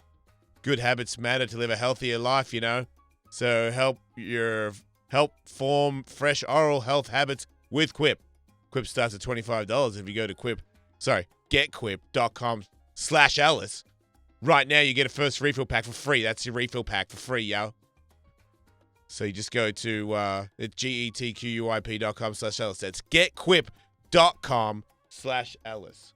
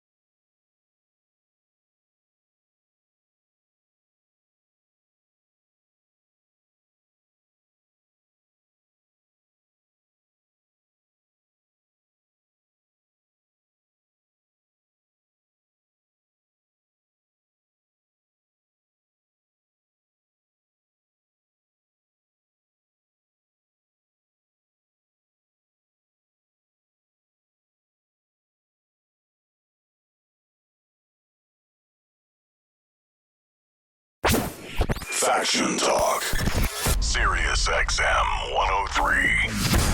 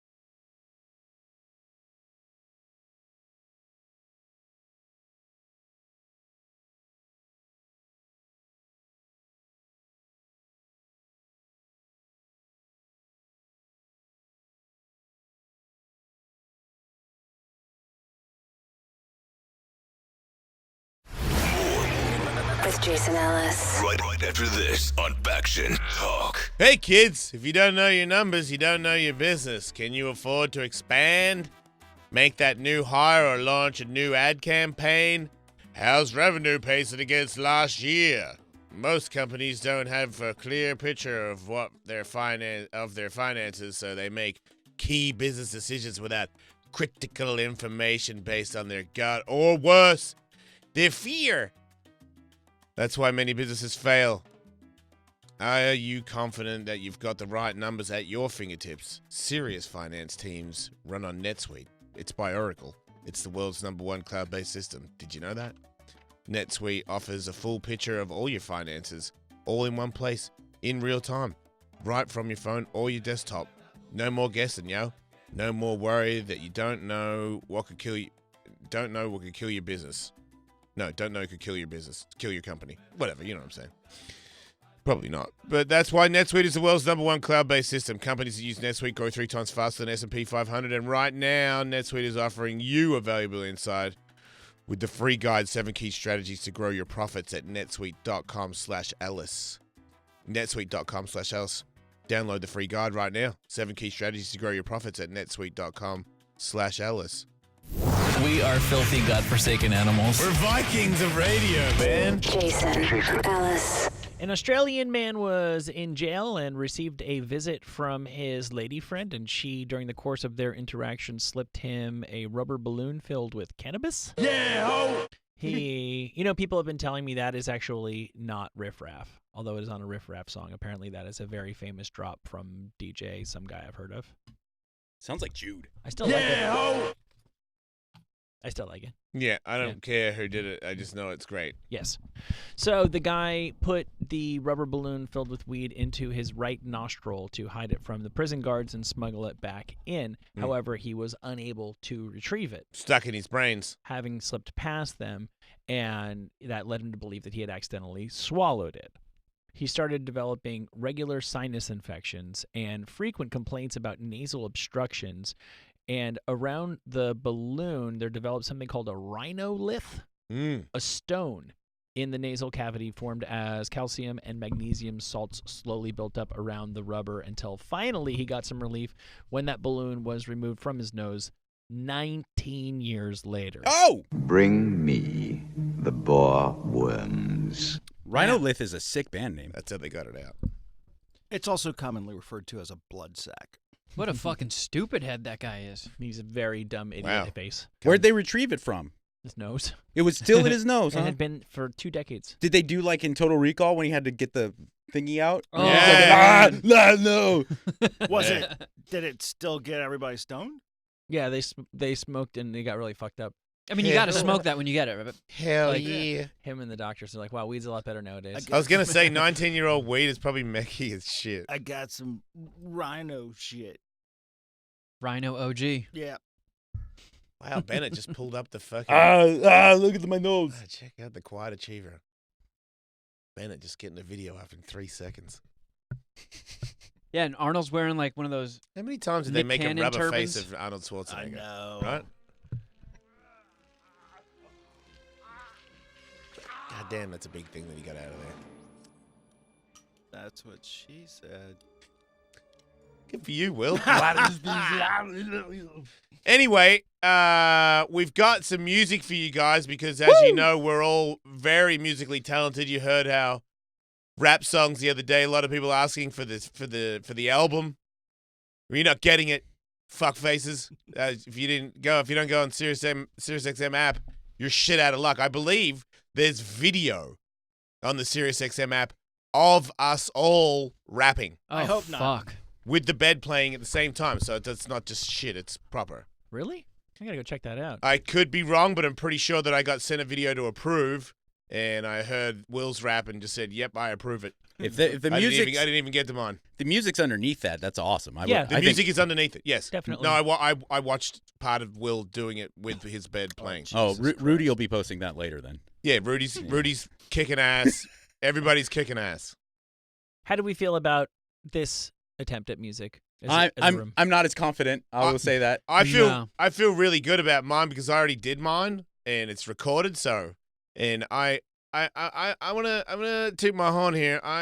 I'm Jay-Z. I wrote down bars in under 5 minutes and sang both songs and then walked out of here. I did it 2 times. I'm pretty good. Just want to say that. So if you don't like this song, it's because you don't know what great music is. Okay, that's true. I'm ashamed, and I hope I clearly understood the assignment.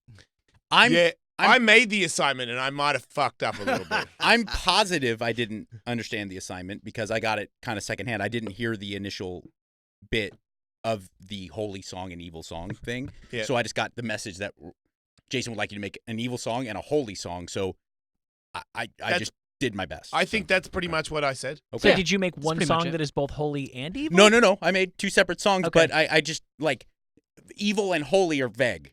You know, I didn't know. Is this literally like a hymn that we would sing in church, or is this something that is peaceful and loving? Yeah, that's what I thought. It was like a peaceful, loving song and a brutal metal song. Then That's we're what I good. thought. Yeah. We're good. Right. Okay, good. But if you go full choir, that's also completely acceptable.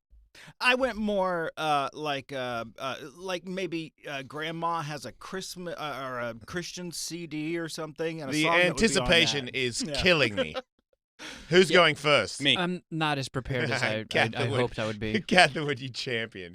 Go for it, buddy. Why don't you get it out of the way? What bed do you use? They're labeled. On bed 6, everybody has an evil and a holy bed. Which would you like me to do first, Mr. Ellis? What would you prefer, Mike? I think the holy song is less demanding of my vocal cords, so I'll try that first. Let's do that. Here goes Mike Catherwood with his holy song, everybody.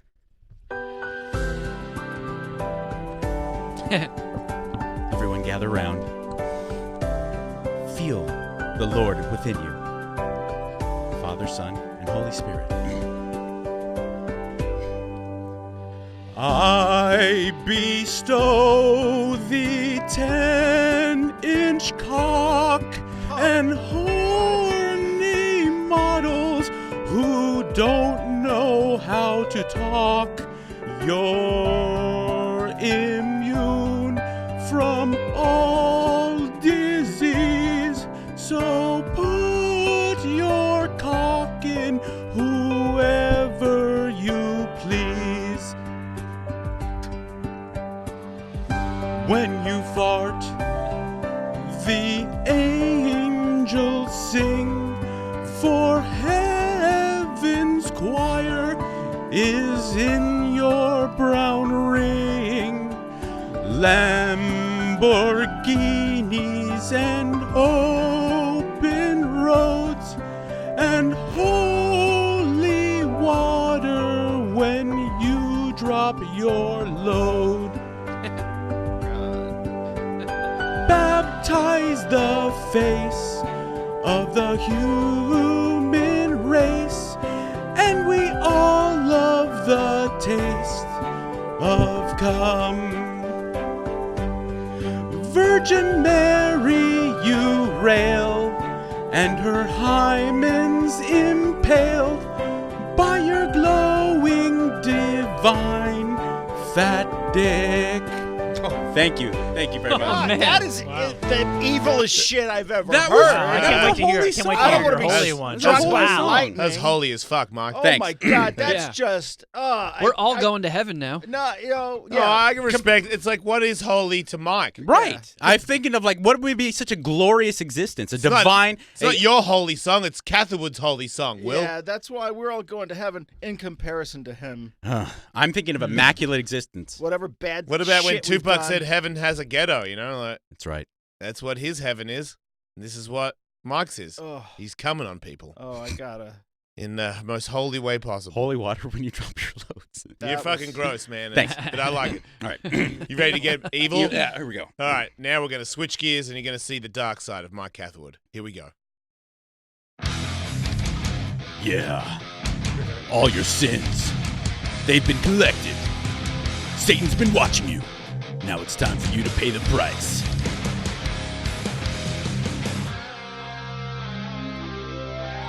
Welcome to eternity. Yeah, you'll spend it all in hell. Never-ending Nickelback and silent farts that smell. The only food is Arby's, yeah. All we drink is piss. And every night you have to give Satan's hemorrhoids a French kiss. Oh, there is no fucking Wi-Fi. And your asshole will always kind of itch. Yeah, yeah, yeah. Your wife won't shut the fuck up. And seriously, your wife's a stupid bitch. We're just getting started. You think hell's a picnic, a walk in the park? Wrong. Your mom will always catch you when you're trying to be off. And your TV's playing Real Housewives and you can't shut that fucker off. The devil's gonna sodomize you. Will his penis fit? Satan is from Germany and so is only lube is shit. Yeah, your ex is gonna call you. about 200 fucking times a day. Yeah, your daughter's living with R. Kelly. And water sports are her favorite games to play. Your daughter's R. Kelly's toilet seat. Yeah, your daughter's R. Kelly's toilet seat. Your daughter's R. Kelly's toilet seat. Yeah, she's drinking all his piss.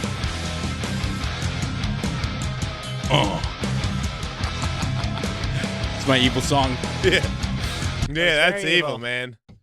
Weird how they both sort of revolve around fucking a lot. They blend together a little bit? Yeah, a little bit. I'm confused as to which was evil. Evil, holy, two sides of the same coin. Yeah, Both involve a lot of piss and cum. the dichotomy of human existence. We kind of That's what we kind of went the same route. I did my hell thing is kind of like that too. Okay. My evil one. Is your hell as bad as my hell? Because there's a few striking similarities. Okay. Yeah. I give up. That was I don't want to. Okay. Yeah, let's hear Kevin's shit. Oh, I thought you were just about to volunteer. I'll go. Let's do. No, I don't want to do it. Holy or evil? We can break it up. I'm ready to do mine right now if you want. Oh, okay. I'll show you holy, motherfuckers. Yeah.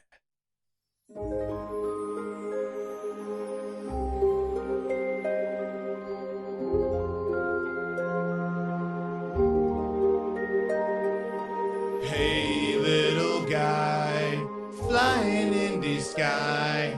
Everybody loves you, and so do I. The world is so nice. Pretty things are cool. Swimming in my pool. Fly, magic guy. Why won't butterflies kiss me? Beefy chicken thighs. Metal never dies. All grows stronger between my thighs. Apple of my eye, the cream on my pie. Skate or fucking die. Fly, magic guy. Why won't butterflies kiss me?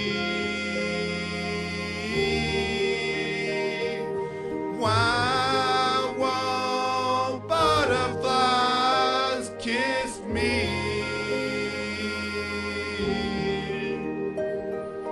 Butterflies. Oh, very nice. That is sweet. Thank you. You want to hear my evil one? Butterflies are very holy. Okay, let's get evil.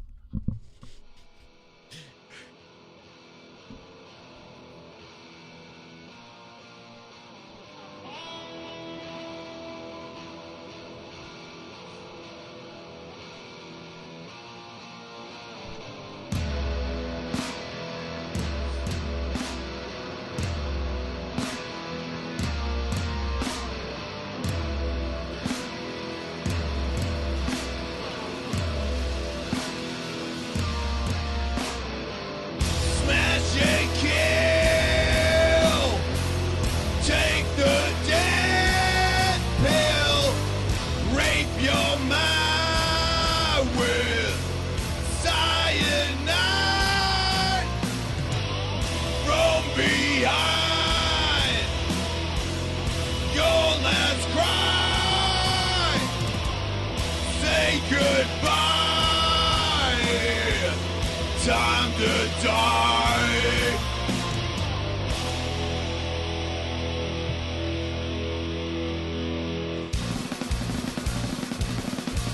Love and fear, ain't the beer. Love and fear. Love and fear, ain't the beer. Love and beer. Love and fear, ain't the beer. Love and fear. Ain't the beer.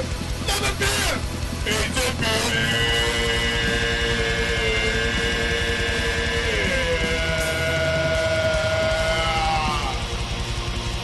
Ain't the beer. Ain't beer. Ain't the beer.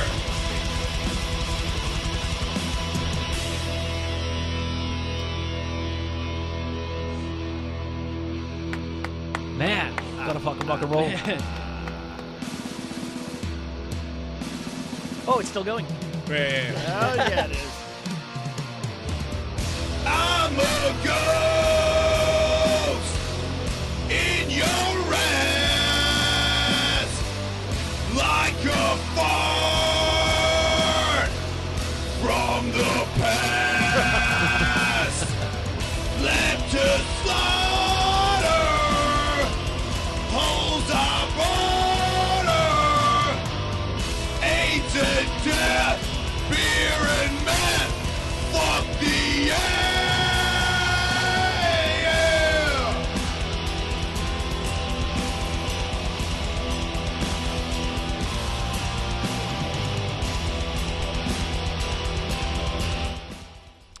It's like Death Death Die put out a black metal album.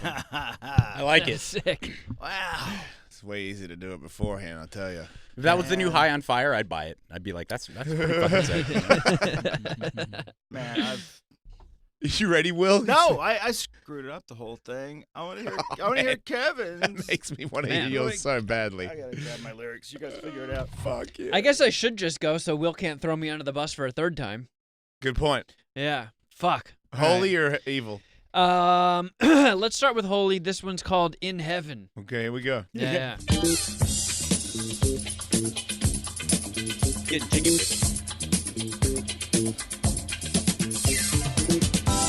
The clouds part for you. St. Peter welcomes you in. There's lots for you to do. Every game you play, you win. A smile on every face. It's such a magical place. In heaven, candy is like vitamins. In heaven, we've got endless vodka and gin. Your old dogs and grandmas are here. You never get gas from the beer. You never have to brush your teeth. When you have sex, there's no queef. There's lots of Nintendo to play. It's your birthday every day. Magic shoots from your eyes. Did you know that you can also fly? Endless flowers that you can smell. Kanye West isn't here, he's in hell. Kanye West. In heaven, nothing but puppies and tits. In heaven, eat Chipotle and you don't get the shits. In heaven, like being on 5 tons of Molly. In heaven, you never stop feeling jolly. That it never ends. Alright, you ready to get evil? Yeah. Wow. I like In Heaven.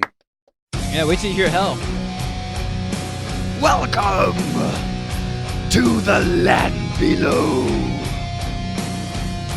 It's nothing but pain and sorrow.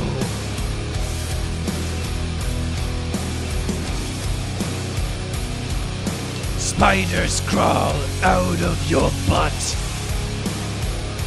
Your mom will be Satan's slut. Your teeth pulled out one by one will boil your skin off for fun. Trap music plays on repeat. Everything smells like old feet. You always feel like you are sick.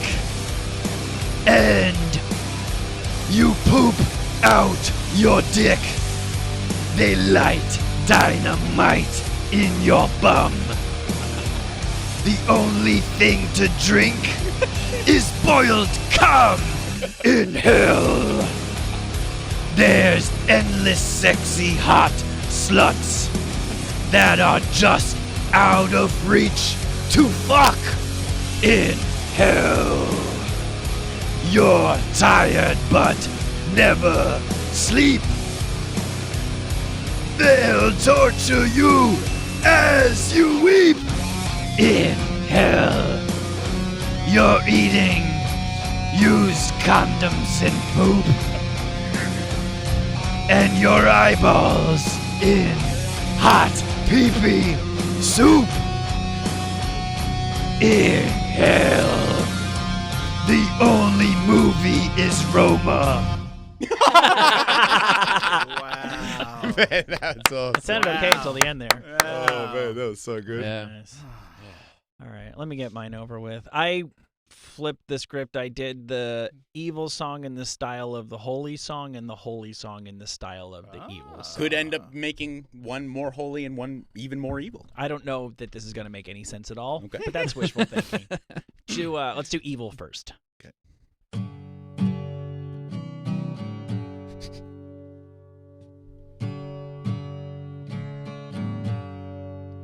Dear magic spaceman above the sky, I'll obey your rules and not ask why. If we get baptized, then all is well. But people who don't all go to hell. Why in your name men have gone to war? Miracles real, but not dinosaurs. If priests want wives, then the Pope forbids. But he protects them if they like kids. Why those are bad who do not conform?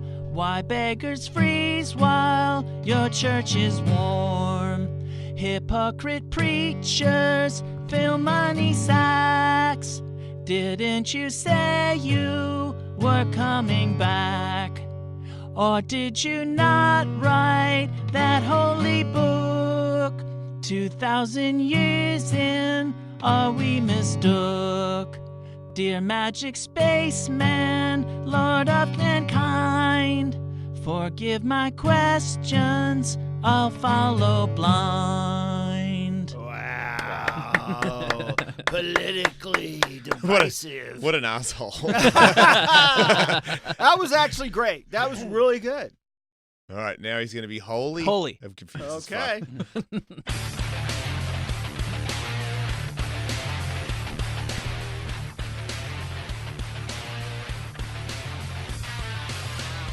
Thank you for the wind and the rain and the sun and the earth and the sky.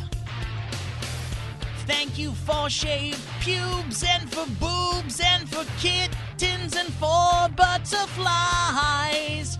Come on now, got powers, made flowers, happy hour, fuck yeah, Jesus! World maker, rule breaker, rump shaker, fuck yeah, Jesus! Got powers, made flowers, and hours. Fuck yeah, Jesus! World maker, rule breaker, rump shaker. Fuck yeah, Jesus!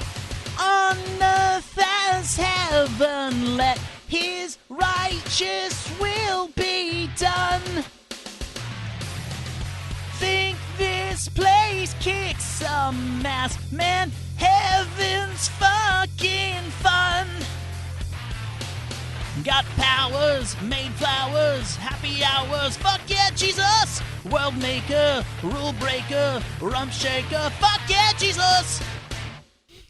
Hey, I got to get... That's amazing. Bennett, you got to get me Tully's fuck yeah, Jesus as a button. All right, coming That right. shit is catchy as fuck. Fuck yeah, Jesus! That one Little Sebastian Bach there. Oh, you know? I was catching some Vince Neil vibes. All Christian metal bands are so pissed that he came up with that. That's is an so, anthem. Nobody's got fuck yeah, Jesus yet. POD, none of these fools are anywhere near Nope. the level of Tully. Bunch Fuck of- yeah, Jesus! It's catchy as hell. Bunch of That was pussies, good. those Christian rock bands. Right? We do have a surprise late entry in the running. Will, if you would like to go dead last. Yeah, I why do believe not? young Bennett has prepared some that he can play. A little something. From the control room. And what do you have for us, Bennett? This is my evil song. Oh shit. What? That was short. Hold on. Maybe Let's he go is- back to talking about how competent Bennett is. Maybe he is a nincompoop. What's going on, everybody? This is Big Bennett. We're about to get fucking sinister up in this bitch. It's my evil song. Get ready for it. You're not ready for it, but there's no turning back now. This is an evil fucking song. It's about to get really evil. I'm gonna chew with my mouth open. I'll make a right on red and forget to yield, bitch. I'll put salt in your coffee. I'll forget to flush. I'll grow out my mustache. I won't hold the door open for you. Ha. I'll put a whoopee cushion down as you're sitting down. I'll snore during your sleepover. I'll make fun of your grandma. Ha. I'll let your grandma make fun of me. I'll steal a balloon. I'll turn my library books in late. I'll walk around with a wedgie. I'll ask you to please use your inside voice. I'll even forget to give credit during this royalty-free song. This is Big Bennett, and I'm fucking evil. You know what? What's the point of fighting anyway? Why can't we just all get along? You're not so bad, right? I didn't mean those things I said. You know, I'm really a nice guy once you get to know me. You know what? I'm committed to being good. That's more like it. This is my holy song. I'm Big Bennett. Please forgive me. Thanks for listening. Is there anybody out there? Can you hear me? I'm thirsty. Well, I gotta go. But, hey, Tully, Kevin, Will, Mike, Jason, love you guys. You guys stay put, all right? I'll be right back. Yeah, well, I had a little fun this morning. Wow. That's amazing. Yeah, that is top notch. All right, you're back to being competent. Bennett. Yeah. Not since Lou Reed has someone been so stream of consciousness. Yeah. Yeah. I would listen to that channel. I would too. Yeah. Like if you just kept doing that. Bennett's brain. Just talk to beds and say, hey, you're going to get real evil or really exercise. I don't know, whatever it is you're going to do and just start talking. Listen. I think he kind of does that on his radio show. I was going to say FM rock DJs weren't far off from that in like 1978 to 1982, you know, like new wave rock DJs. You know what internet radio DJs are doing these days? I've checked out the Bennett show. You changed your Instagram to the Bennett show, huh? I'm legit now. Verified. It's hard for me to post. Bennett. I'm posting Bennett and it says he's from the Bennett show. I'm like, okay. How much does the Bennett show pay you in comparison to the Jason Ellis show? $0. Okay, so I would think that you would highlight producer on the Jason Ellis show. Have you thought about changing your handle to the Jason Ellis Show? Yeah, that's taken, man. But Jason Ellis show might not be. Well, I would appreciate it if you could. Everybody changes their tag to at the Jason Ellis show. Thank you. Just have at the Jason Ellis show 1, 2, 3, 4, 5. That's all of us supporting. That was good work, Bennett. Well, Will. Yeah. It's now time. The shortest straw has been drawn for we you. are out of time for this segment. No, we're not. That's what I'm hearing in my ear. Holy or evil? I can't. Well, the holy, the holy one. The holy one. Oh, you copied my bed, you fucking bitch. Well, I chose it before you did. Ooh. And then somebody played it for you inadvertently and made you think it was open season on that bed, so I don't have to do anything. Okay. But do good. If good I talk, if I do the evil one, could you give me some God mic shit? Yeah. And here's the deal. Can we delay this a little more? I like hearing Will just sputter out. I thought I didn't write anything about farts or anything. I was just trying to write a Nine Inch Nails song. Yeah, good. Why are you fucking covering for yourself? Nine Inch Nails are very Bennett's song was holy. fucking terrible, and we all loved it. This assignment was. Where's? I think the fun of these sorts of things is that people are going to interpret them in different ways. All right. I could have used that God mic for real. I'm gonna re-record "Fuck Yeah, Jesus." Your God. Sound like Trent Reznor.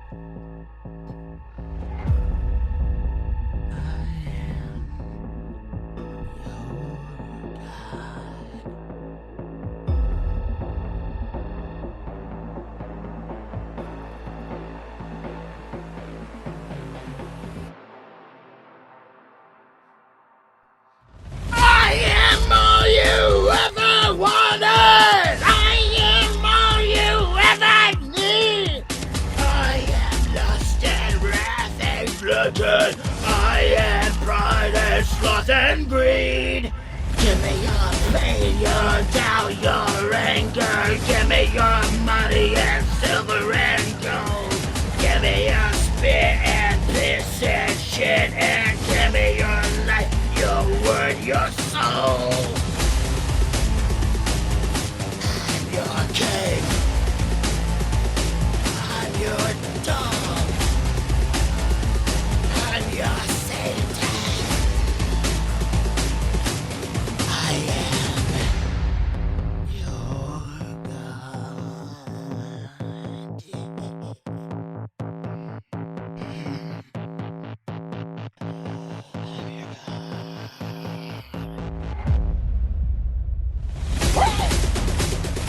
Yeah! Now! Kneel! Now! Destroy! Damage! Kill! I am not your father. I am not in heaven. I am not hallowed. But I am your God.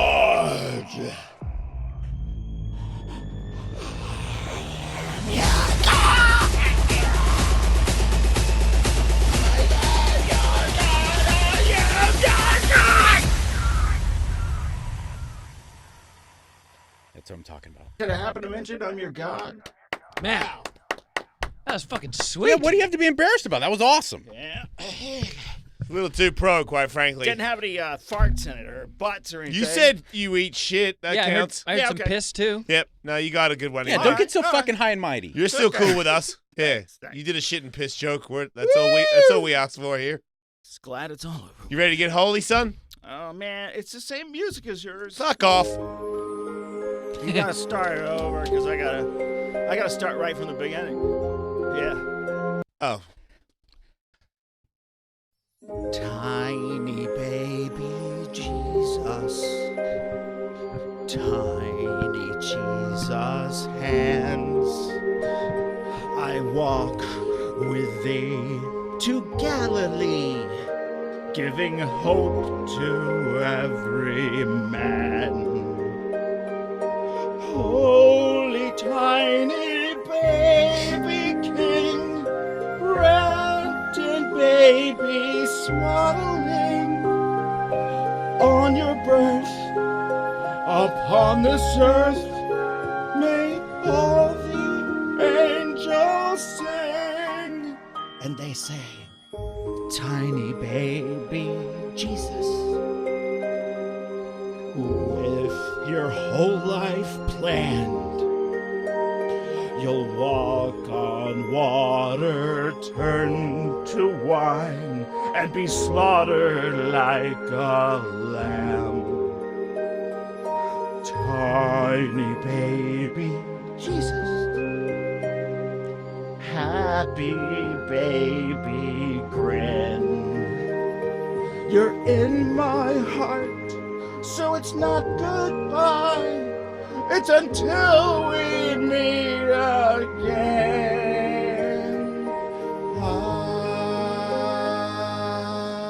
Amen. Yeah. Very Christmassy. Tiny baby Jesus. I like that one too. Thanks. 855 Ellis 41 if people want to call in and have some very special phone sex. Seriously.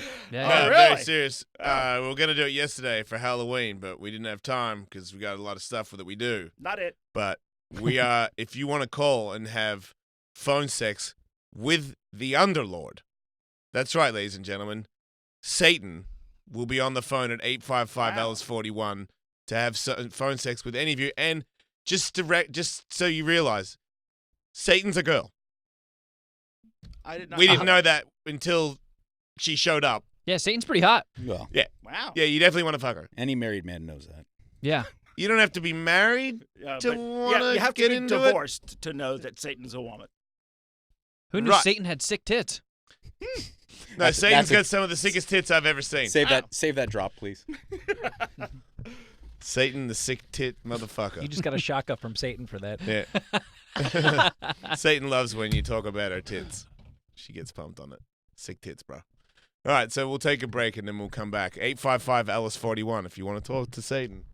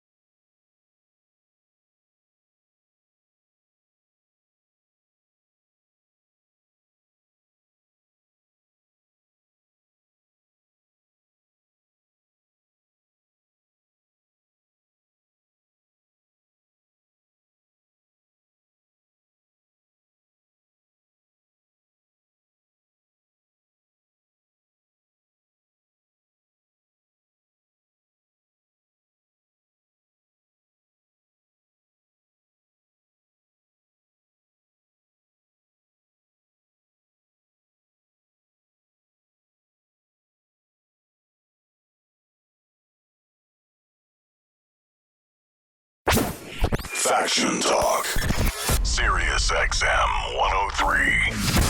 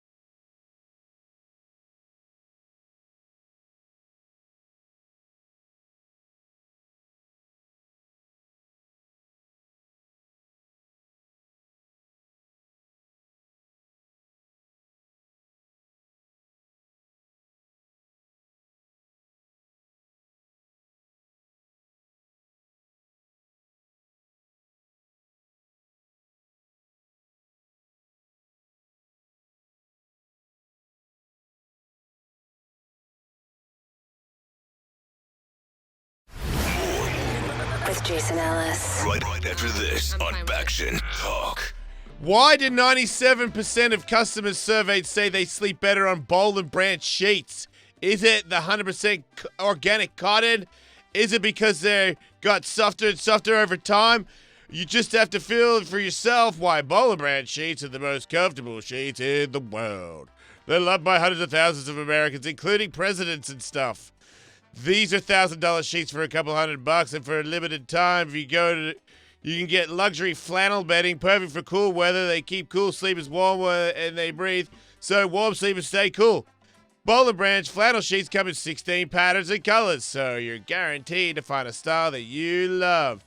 And you get 30 nights to try them out. Shipping is always free. And right now, you get $50 off your first set of sheets at bollandbranch.com if you use the promo code FACTION. Like the channel we're on. Boll and Branch, BOLLN branch.com, promo code FACTION. That's bollandbranch.com with the promo code FACTION, everybody. Check that out. All right. This is the Jason Ellis Show. I'm a girl, I have facial hair. On Faction Talk. Why you make me say things? Phone sex with Satan. is available right now for free at 855-ELLIS-41. Give us a call. In the meantime, a Utah woman has been charged with falsely reporting that her husband had murdered her. How? It's a tough case to sell. Does such a stupid thing happen, you ask? She believed that her husband was having an affair with another woman. So she grabbed his phone, texted the other woman, and posing as him said, "Oh my God, I killed my wife. You got to help me." Because the wife wanted to see how the alleged mistress would react. How the alleged mistress react was to call 911 and report that someone had been fucking murdered. So the man was very surprised when the police showed up asking him where his wife's body was. The wife is now facing misdemeanor and I think some felony charges as well. Oops. That's love, man, Takes many forms. Evil. So we have some callers. You should talk amongst yourselves for a second. Okay. I was actually wondering if, before we get to the callers, if Kevin might be interested in having phone sex with Sexy Satan, since just yesterday he was talking about his discomfort with bedroom lingo and dirty talk and what have you. Well, yeah. I mean, I could guess you have a good idea of where my answer lies on that. You're super into it, right? Yeah. Fuck yeah. Fuck you. Well, I don't think we have Satan dialed up yet. Okay. All right. Well, I did just get super dizzy out of nowhere, though. Perfect. You're ready to go. Horny. That's due to blood loss. All the way to your bone. Now, in a weirdly sort of related story, a woman had thought that her boyfriend died until she bumped into him at a restaurant. He did one of those. Yeah. That's like, didn't Olivia Newton-John's husband do that? Supposedly, right? Yeah, he but fell off a boat, but he didn't fall off a boat. He fell off a boat and went to another island and lived away from her because he didn't like her or something. That's right. He was no longer interested in getting physical in the slightest. Oh, man. How can you disrespect the newt like that? We used to do a topic on Loveline periodically of biggest lies you've told or the greatest extents you've gone to break up with someone. And a shocking amount of people will call in and say they faked their own death. I mean, really? like an alarming amount of people. And it worked. Sometimes, but a lot of times, like 1, 2. Dudes would be like, "Yeah, I faked my own death," but like we lived in the same town, so I didn't like move or anything. I just would see her around. So this guy had borrowed a small amount of money. Check. Yeah, maybe like $1,000 from his girlfriend, and was was unable to repay the debt.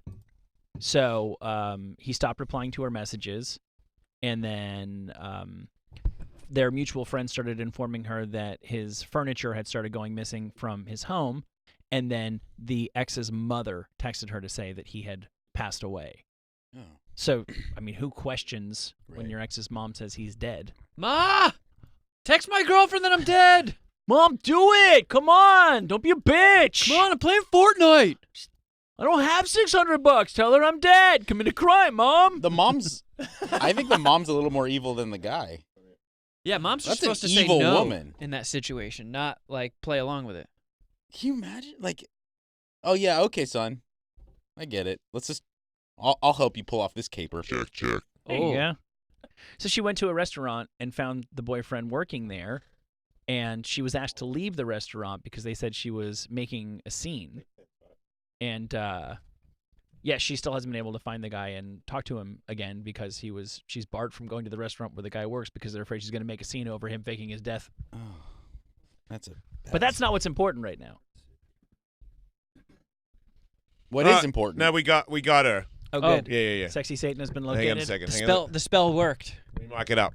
We successfully performed the incantation. Is that you, Sexy Satan? Hello. You gotta point it right at you. Hello. It's me. Oh, okay. I believe her. Hey, Satan. Hi. Oh my God. So thanks for coming by. No problem. Thanks for having me. I know you got a lot on your schedule, a lot of torturing to do. I'm a busy woman. Yeah, we sang a bunch of songs in your honor earlier. I hope you enjoyed those. I loved it.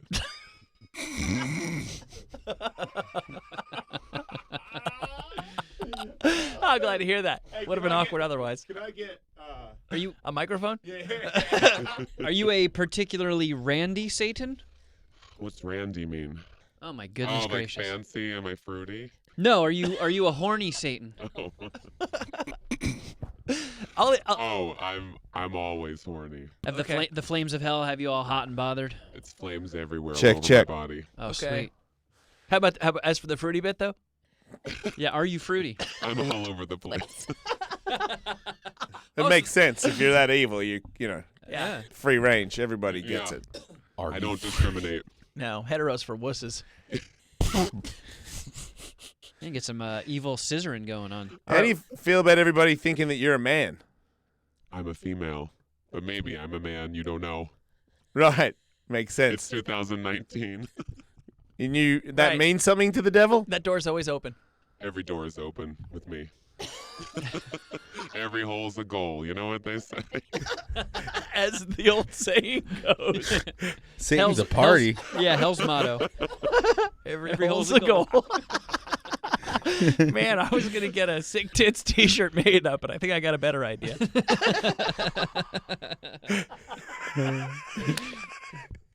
What about if it just says sick tits on the back, Michael? Every hole's a goal on the front. Is there time for me to get one of those to fight in an Ellis Mania? It'd be like a jersey. Yes. Sick tits, number 666. That's your shit right there, right? I like that, Satan. All right, so we have some callers. If anybody else wants to give us a call, 855-LS41. But first, young Kevin here is feeling pretty horny, wants to whack off. Hi, Kevin. Well, yeah. What's up, Satan? Hey. What are you doing right now? About to masturbate looking at your face. Sweet. Man, you're not very good at phone sex. I mean, It's a very silly mood right now. I apologize, Satan. Yeah, I'm about to do the same. I'm sort of touching myself right now. It's weird that Tully and Catherwood are looking at me, but I'm willing to ignore that. It's a party. Let's get weird. Let's get weird. Why don't you take that pitchfork you got and shove it at my bung piece? Your bung piece. Oh. Yeah. It gets so lonely down here in hell sometimes. Talk blasphemy to me, baby. Oh, yeah. Oh, my God, that's so good. Yeah, I'm all right. so into Satan. It's crazy. I'm so tweaked. I've never been more turned on by a call-in person in my life. Amazing. Even the laugh. It's perfect. All right, well, let's kick things off with a holy water enema. Is that blasphemous enough? Sounds like it's gonna burn. You'd spank me with the Bible? I'm gonna squirt molten hellfire all over your face. Oh shit! I like how Satan laughs as he. Sorry, I got choked up. I got so excited. That's pretty hot. Squirt it all over your face. How do you feel about that? I'm pretty pumped knowing that Satan is a squirter. That's kind of hot. All in your face, though. Is that okay? Sure. Yeah. I don't need this flesh. It's weird that Satan's asking if it's okay. You seem so shy. I just wanted to make sure. Man, Satan is confusing as fuck. He's kind of befriending you a little bit. I did just offer up my fanny. I want you to feel safe with me, you know. Aw. Man, he's really likable, right? Yeah. I mean, sorry, she is. Sorry, my bad. I'm gonna horn fuck your ass, pussy. Oh man. Shit! I just came. We might need to get a caller on. Was it as good for you as it was for me? 855 Ellis41. If anybody wants to have phone sex with Satan, I need to go as to you can church. see, Sick Tits is warming it up. You ready to talk to a phone call? Let's go. Okay. Patrick, are you there? Yes. Hello. Am I speak? Is Satan in the room? Hi, Patrick. Hey, Satan. Are you ready for some 6669? I'm always ready for that. I don't know. It sounded like Kevin could have done a little bit better warming you up. I don't want you to be shy over there. Why don't you warm me up? No. Maybe you can burn my nugs a little. That's not sulfur you're smelling down here. That's the smell of me roasting your ass from the inside. Whoa! Oh, God, yes. It is almost Christmas time. A little bit of nuts on the open roasted fire sounds great. Nothing turns me off like talking about Christmas. Oh shit! Nice. I think it's time you take it over. Nail I me to need your controlling- crucifix. I'm sorry. I'm sorry, Satan. What did you just say? Come again? Nail me to your crucifix. Wow. Heavy talk, Patrick. It is Oh, Satan. yes. Patrick, do you have a boner right now? I don't. I don't. No. Wow. Goodbye. Oh, Next man. call. Coming at Satan with a lip dick? Fuck. Yeah. Even Kevin got a boner. I did. I came. Daniel, you're on the phone. Why is my microphone not working? Daniel, you're on the phone with Satan. Yeah, this is Damien. Hey, Damien. Not Damien. Nice name. Yeah. Thank you. I'm the Omen. Hey, you have a brand you could put on my ass right now? That'd be hot. Is it 666? Oh, yeah. I'm going to ram things in your pee hole. What do you think about that, Damien? Yeah, your move. Come on, this is phone sex, Come on, Damien. Damien. I need to get hot. I'm going to take fire whips to you as you're chained up against the wall. To my You like sick that? tits. You're sick tits. Slap my sick tits. Man, this is horny stuff. Yeah. Hey, Damien, can I ask you a question? Absolutely. Are you going to eat the devil's butt? I'm sorry. What, Satan? I'm sorry? Sorry, I got choked up. Are you going to eat the devil's butt fudge?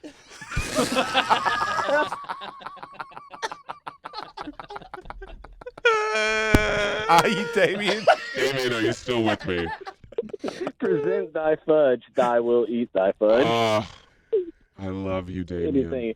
Anything you ask, Satan. Oh, thank you. Your wish is my command. Ooh. Let's get really weird and bring Jeffrey Epstein on this. You got him down there, don't you? Oh, yeah. What would he do to you? Oh, this is about me and you right now, Damien, okay? Don't bring him into this. I like that. I like that a lot. All right. He's just watching you eat Satan's shit. Yeah. My butt fudge. Sorry, yeah, sorry. Butt fudge. Sorry, I'm trying to get the peanut out of my mouth. He's rolling with it, Satan. He's rolling with it. Peanuts. All right, let's go. Damien, your cute little grandma's down here, and she's going to watch us fuck. Are you recording it? Oh, yeah, we're recording it. We're going to put it on Pornhub.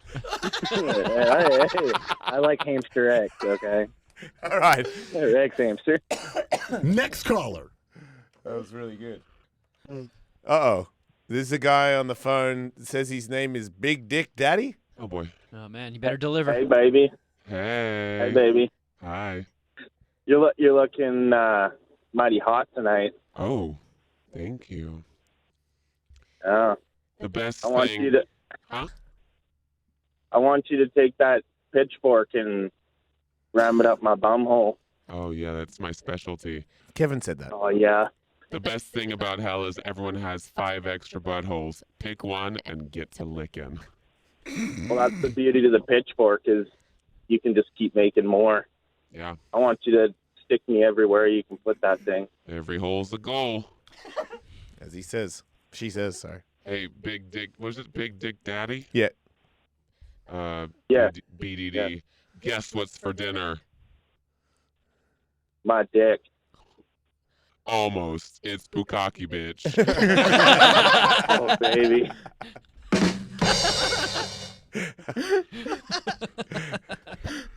All right, he's had enough. 855 Ellis 41. If anyone wants to have phone sex with the Underlord herself, Satan. Go ahead, Ben. You're on with the Underlord. Hello? Hi, Ben. Hey, you can hear me pretty good, eh? Oh, yeah. Oh, yeah. All right. Oh, yeah. All those phone calls just before got me so swole right now. Are your balls throbbing? They're throbbing for your mouth. That's right. I'm going to put my hand so far up your ass, I'll fist bump myself in your throat. Oh, I hope so. Then you can stick the hellhounds on my ass afterwards. Oh, yeah. Suck my prolapse. Oh. You have a prolapse, Satan. Eat my ass pussy! Yeah, I like when you yell at me. We'll see if this is still funny to you when my giant red hot balls are in your mouth. Oh, I just wanna gargle those all night. Just to jump in real quick. Sorry, Ben, but Satan, you're a girl and you have balls and 6 tits. I have all of it. And like 6 buttholes. Yeah, that's what I heard. Five buttholes, actually. Sorry. Ooh, 5 buttholes. Oh, yeah. 1 for each of your fingers. Or each of my extremities. And my head. Wow. I want everything in you. He's really trying to roll with it, Satan. Hey, did you know your mother sucks cock down here? Ellis goes down there from time to time. She likes to visit you guys and show you guys how to really party. She's a real party animal. Yeah, I heard that. Do you want to say anything sexy to me? I want you to peel the skin off my dick and just give it a raw dogging, you know? Oh yeah, that's my specialty. It is. Good delivery. Hey Ben, the souls of your dead family are tonguing my ass right now. I'm masturbating to it. I'm way into the torturing family members and getting off on it because they're a bunch of fucking assholes. Yeah, I'm gonna fist you with my hoof. Oh yeah, you got hoofs. That's cool. I hope you just afterwards you just spray shit over everyone. Whoa! It'll rain like hailfire. I want your love nugs in me. Love nugs. That's what Kevin calls them. Look in the hole. Yeah, no, it's very important. Are you looking into the hole, Ben? Gaping Satan. Look deep in my hole. Or look into his hole? My hole, I'm a girl. Hole. Yeah, it's your hole, her hole. I like all your holes.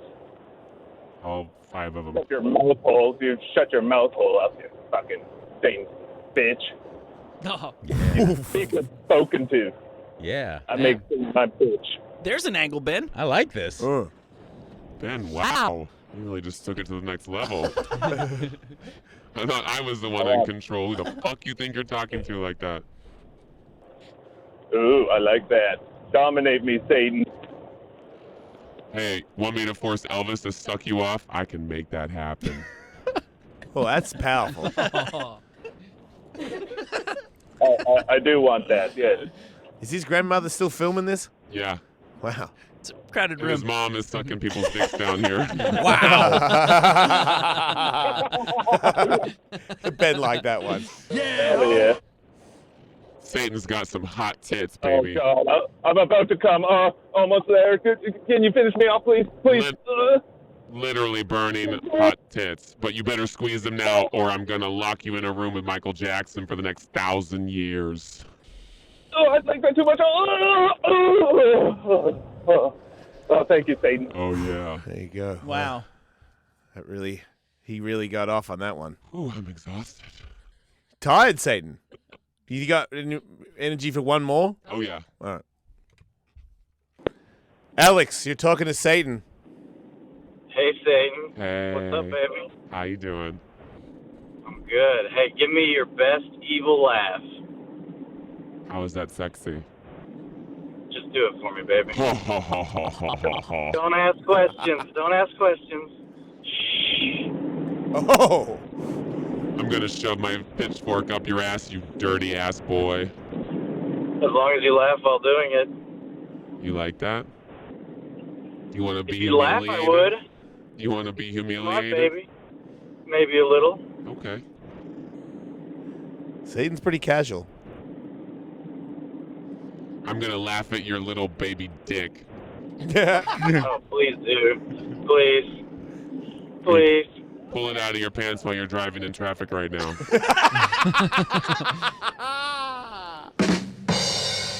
Yes, You must be close.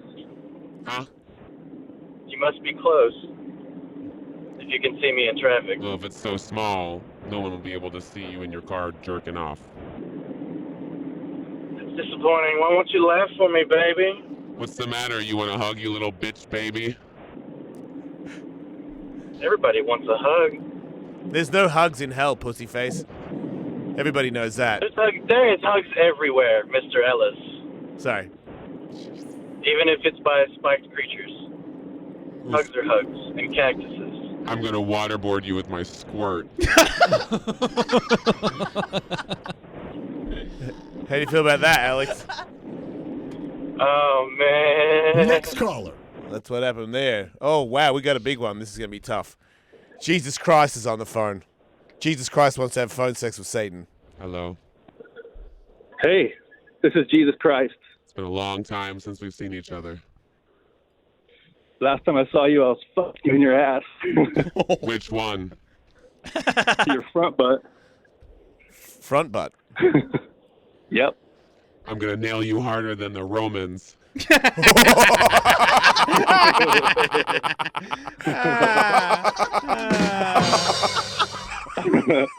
I like that. I like it hard. Oh yeah, tell me what else you like. I like pissing on you while praying. Oh.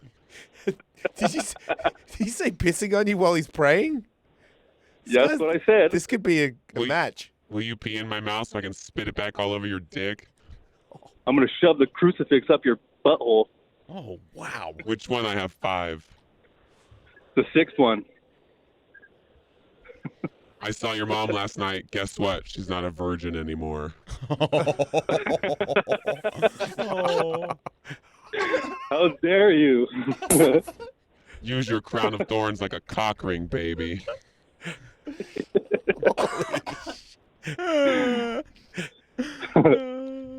Jesus Christ does not approve of this. God. Sounds like Jesus met his match. I mean, you did call to have phone sex with Satan. What did you think was going to happen here? Can't back down now. All right, let's keep it going then. Do me raw and hard, Satan. You're not gonna come again, but I sure am. Oh! That is a wrap for Jesus Christ. You just got served, son. Served. Man. Harsh words, Satan. It's hot in here. Not coming back. That's he could. You don't know that. One more. It's Yeti Raccoon. Hi, Yeti. Hi, Satan. Hi. I'd like you to rip off your horns and strap them to my face and bang the fuck out of your horns while I jerk off with my left hand. What's your right hand gonna be doing? Well, it's a stump, so I figured we could shove that into one of your 5 holes. And I could just DP you with your horn strapped to my face. What kind of a stump are we talking about? It's like from about 4 inches down from my elbow. But I got like T-Rex arms, so I'm not sure how deep one of Satan's holes is, but she'd get at least 14, 15 inches of stub. I'm gonna make a purse out of your ball bag. Will you shove it in my mouth when you're done? Oh yeah, Actually, only if you say please. It should be waterproof, so you could put some of your jizz, cum, fucking farts in it, and then I could take it to lunch for work. Whoa. Would you smell it on your lunch break? Yeah, it'd be great if you could queef into some Tupperware, and then I could just sniff it on my drive into work every day. This is a match. We got ourselves a tough one here, Satan. Oh, I'm blushing. But seriously, though, Satan, what do you think? I think I'm gonna rip your baby arms off and stuff them up your ass. Well, don't threaten me with a good time. Maybe we could have them partially sticking out so that you could fuck the remaining ends of it sticking out of my ass. Then I'm gonna ask kebab with you with my fuck stick. Sounds terrific. Ass kebab. I haven't been laid in almost 2 years, so I mean, I'm down for a meet and greet if you're interested. Oh, it's really hard to get an appointment with me. I'm very busy. Yeah, it sounds like it with how many moms you've been banging lately. And grandmas. Don't forget that. Yeah. All right, Yeti Raccoon. Good luck with that. Next call. All right, thanks, Jim. And then just one more, Satan. I know you're very busy. You got a lot of things to do, but Jimmy really wants to have phone sex with you, Satan. Hi, Jimmy. Hey, man! What's up? How you doing? I'm good. How are you? I'm doing pretty good. My name's Jimmy. Hi, Jim. I was hoping I had some phone sex with you. I can't believe it either. You taste so good. What? It's so good at phone sex. Oh, yeah. Tell me something sexy. Hey, I don't know. I don't know. Sticking it in you real far.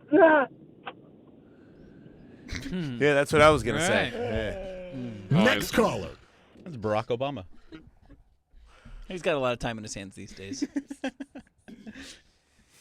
I feel like we've covered it. Yeah. I feel like Satan did a I mean, great Satan, job. everybody. Wow. Yeah. Thank you for having me. What a gal. Yeah, it really was cool to have you here. And I hope that we can tips. have you back again. Of course. So people can sort of start to understand. I think it's a little weird having phone sex with somebody when you just realize that they're a girl and they have 5 buttholes. There's a lot of confusing mixed messages going on. I can tell some of the guys on the phone weren't sure what they were actually talking to. But I think that if you were more of a regular, they would start to understand. Maybe we could get this going. Because quite frankly, boys, that was weak sauce. Phone sex means you're trying to get somebody off. Yeah. It was a once-in-a-lifetime opportunity those guys just blew. Yeah.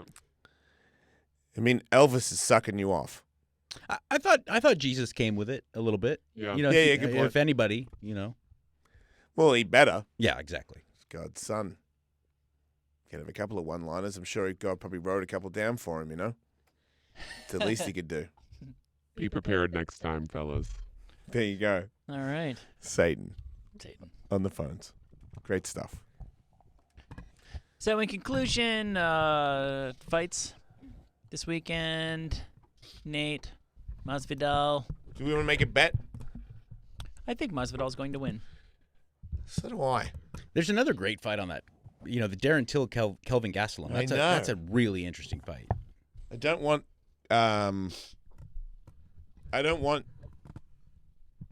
Till to lose. Why not? Because I just don't. I like the hype train, and I like the way he fights. And if he wins, it's better fights for us to watch. You know, not like the Habib thing is. It's crazy how he does that, but it's not for a person that just wants to watch fights. It's not exciting. It's not. Darren Till is you know, even if he loses, holy shit, it's a crazy fight, guaranteed. Yeah. He's got ferocious. He's a monster, and now he's up a weight class. So I don't know how that works for people. I know that everyone always said that his making 170 was crazy bad for him. So that means that if it's crazy bad to cut weight, then you weren't as good as you could have been the day after because you fucked your system up cutting that weight. But sometimes that's just not true. You know, people say, "Oh, now I'm going to be in better." Like, what's his name moved up to light heavyweight the other day. Chris Weidman exactly. did not look that great. Right. Some people might just be destined to be tweeners, where it's fucking almost impossible for them to get down to the weight, so they're never themselves. But when they go up those 10 pounds, they're too teeny. Yeah. The only thing is, Darren Till is a big guy. He's huge. So even Darren Till, when he's standing next to Kelvin Gastelum tomorrow, you're going to notice that he's still going to look way bigger. He's a big dude. Kelvin should lose a few. I mean, he should not be cutting that much. What's the deal? Somebody said that he was putting his weight on his trainer on the scales. People are like zooming in saying that really? he did the towel thing where he took his hands off the towel. The Cormier. Yeah, but then somebody pointed out that he had his elbow resting on his coach to get the pounds off. I'll have to look into that. Yeah, and he was 1 pound under. And I'm like, if you're 1 pound under, why'd you take your boxer shorts off? He want to show off his hog. He doesn't show his hog off. I have many questions. When did Jamie Foxx get here? Hi. Hey. Wow, Jamie, it's great to have you here, but we've got to go. Have a good weekend, everybody. Bye, guys. Don't die.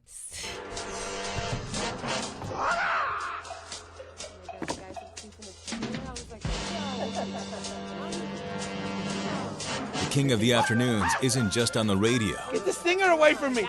Oh, you fucking cocksucker! Stay informed and catch up on all the behind-the-scenes footage by following them on Instagram at Wolfmate. Here's the test. Okay, okay, maybe that's a little high. Okay, that might be a little high. At Tullywood. One reptile is on the loose. Oh, the big one has got Jason's stomach. That is some soft, sensitive flesh. At Kevin Kraft. Gosh, fucking fuck!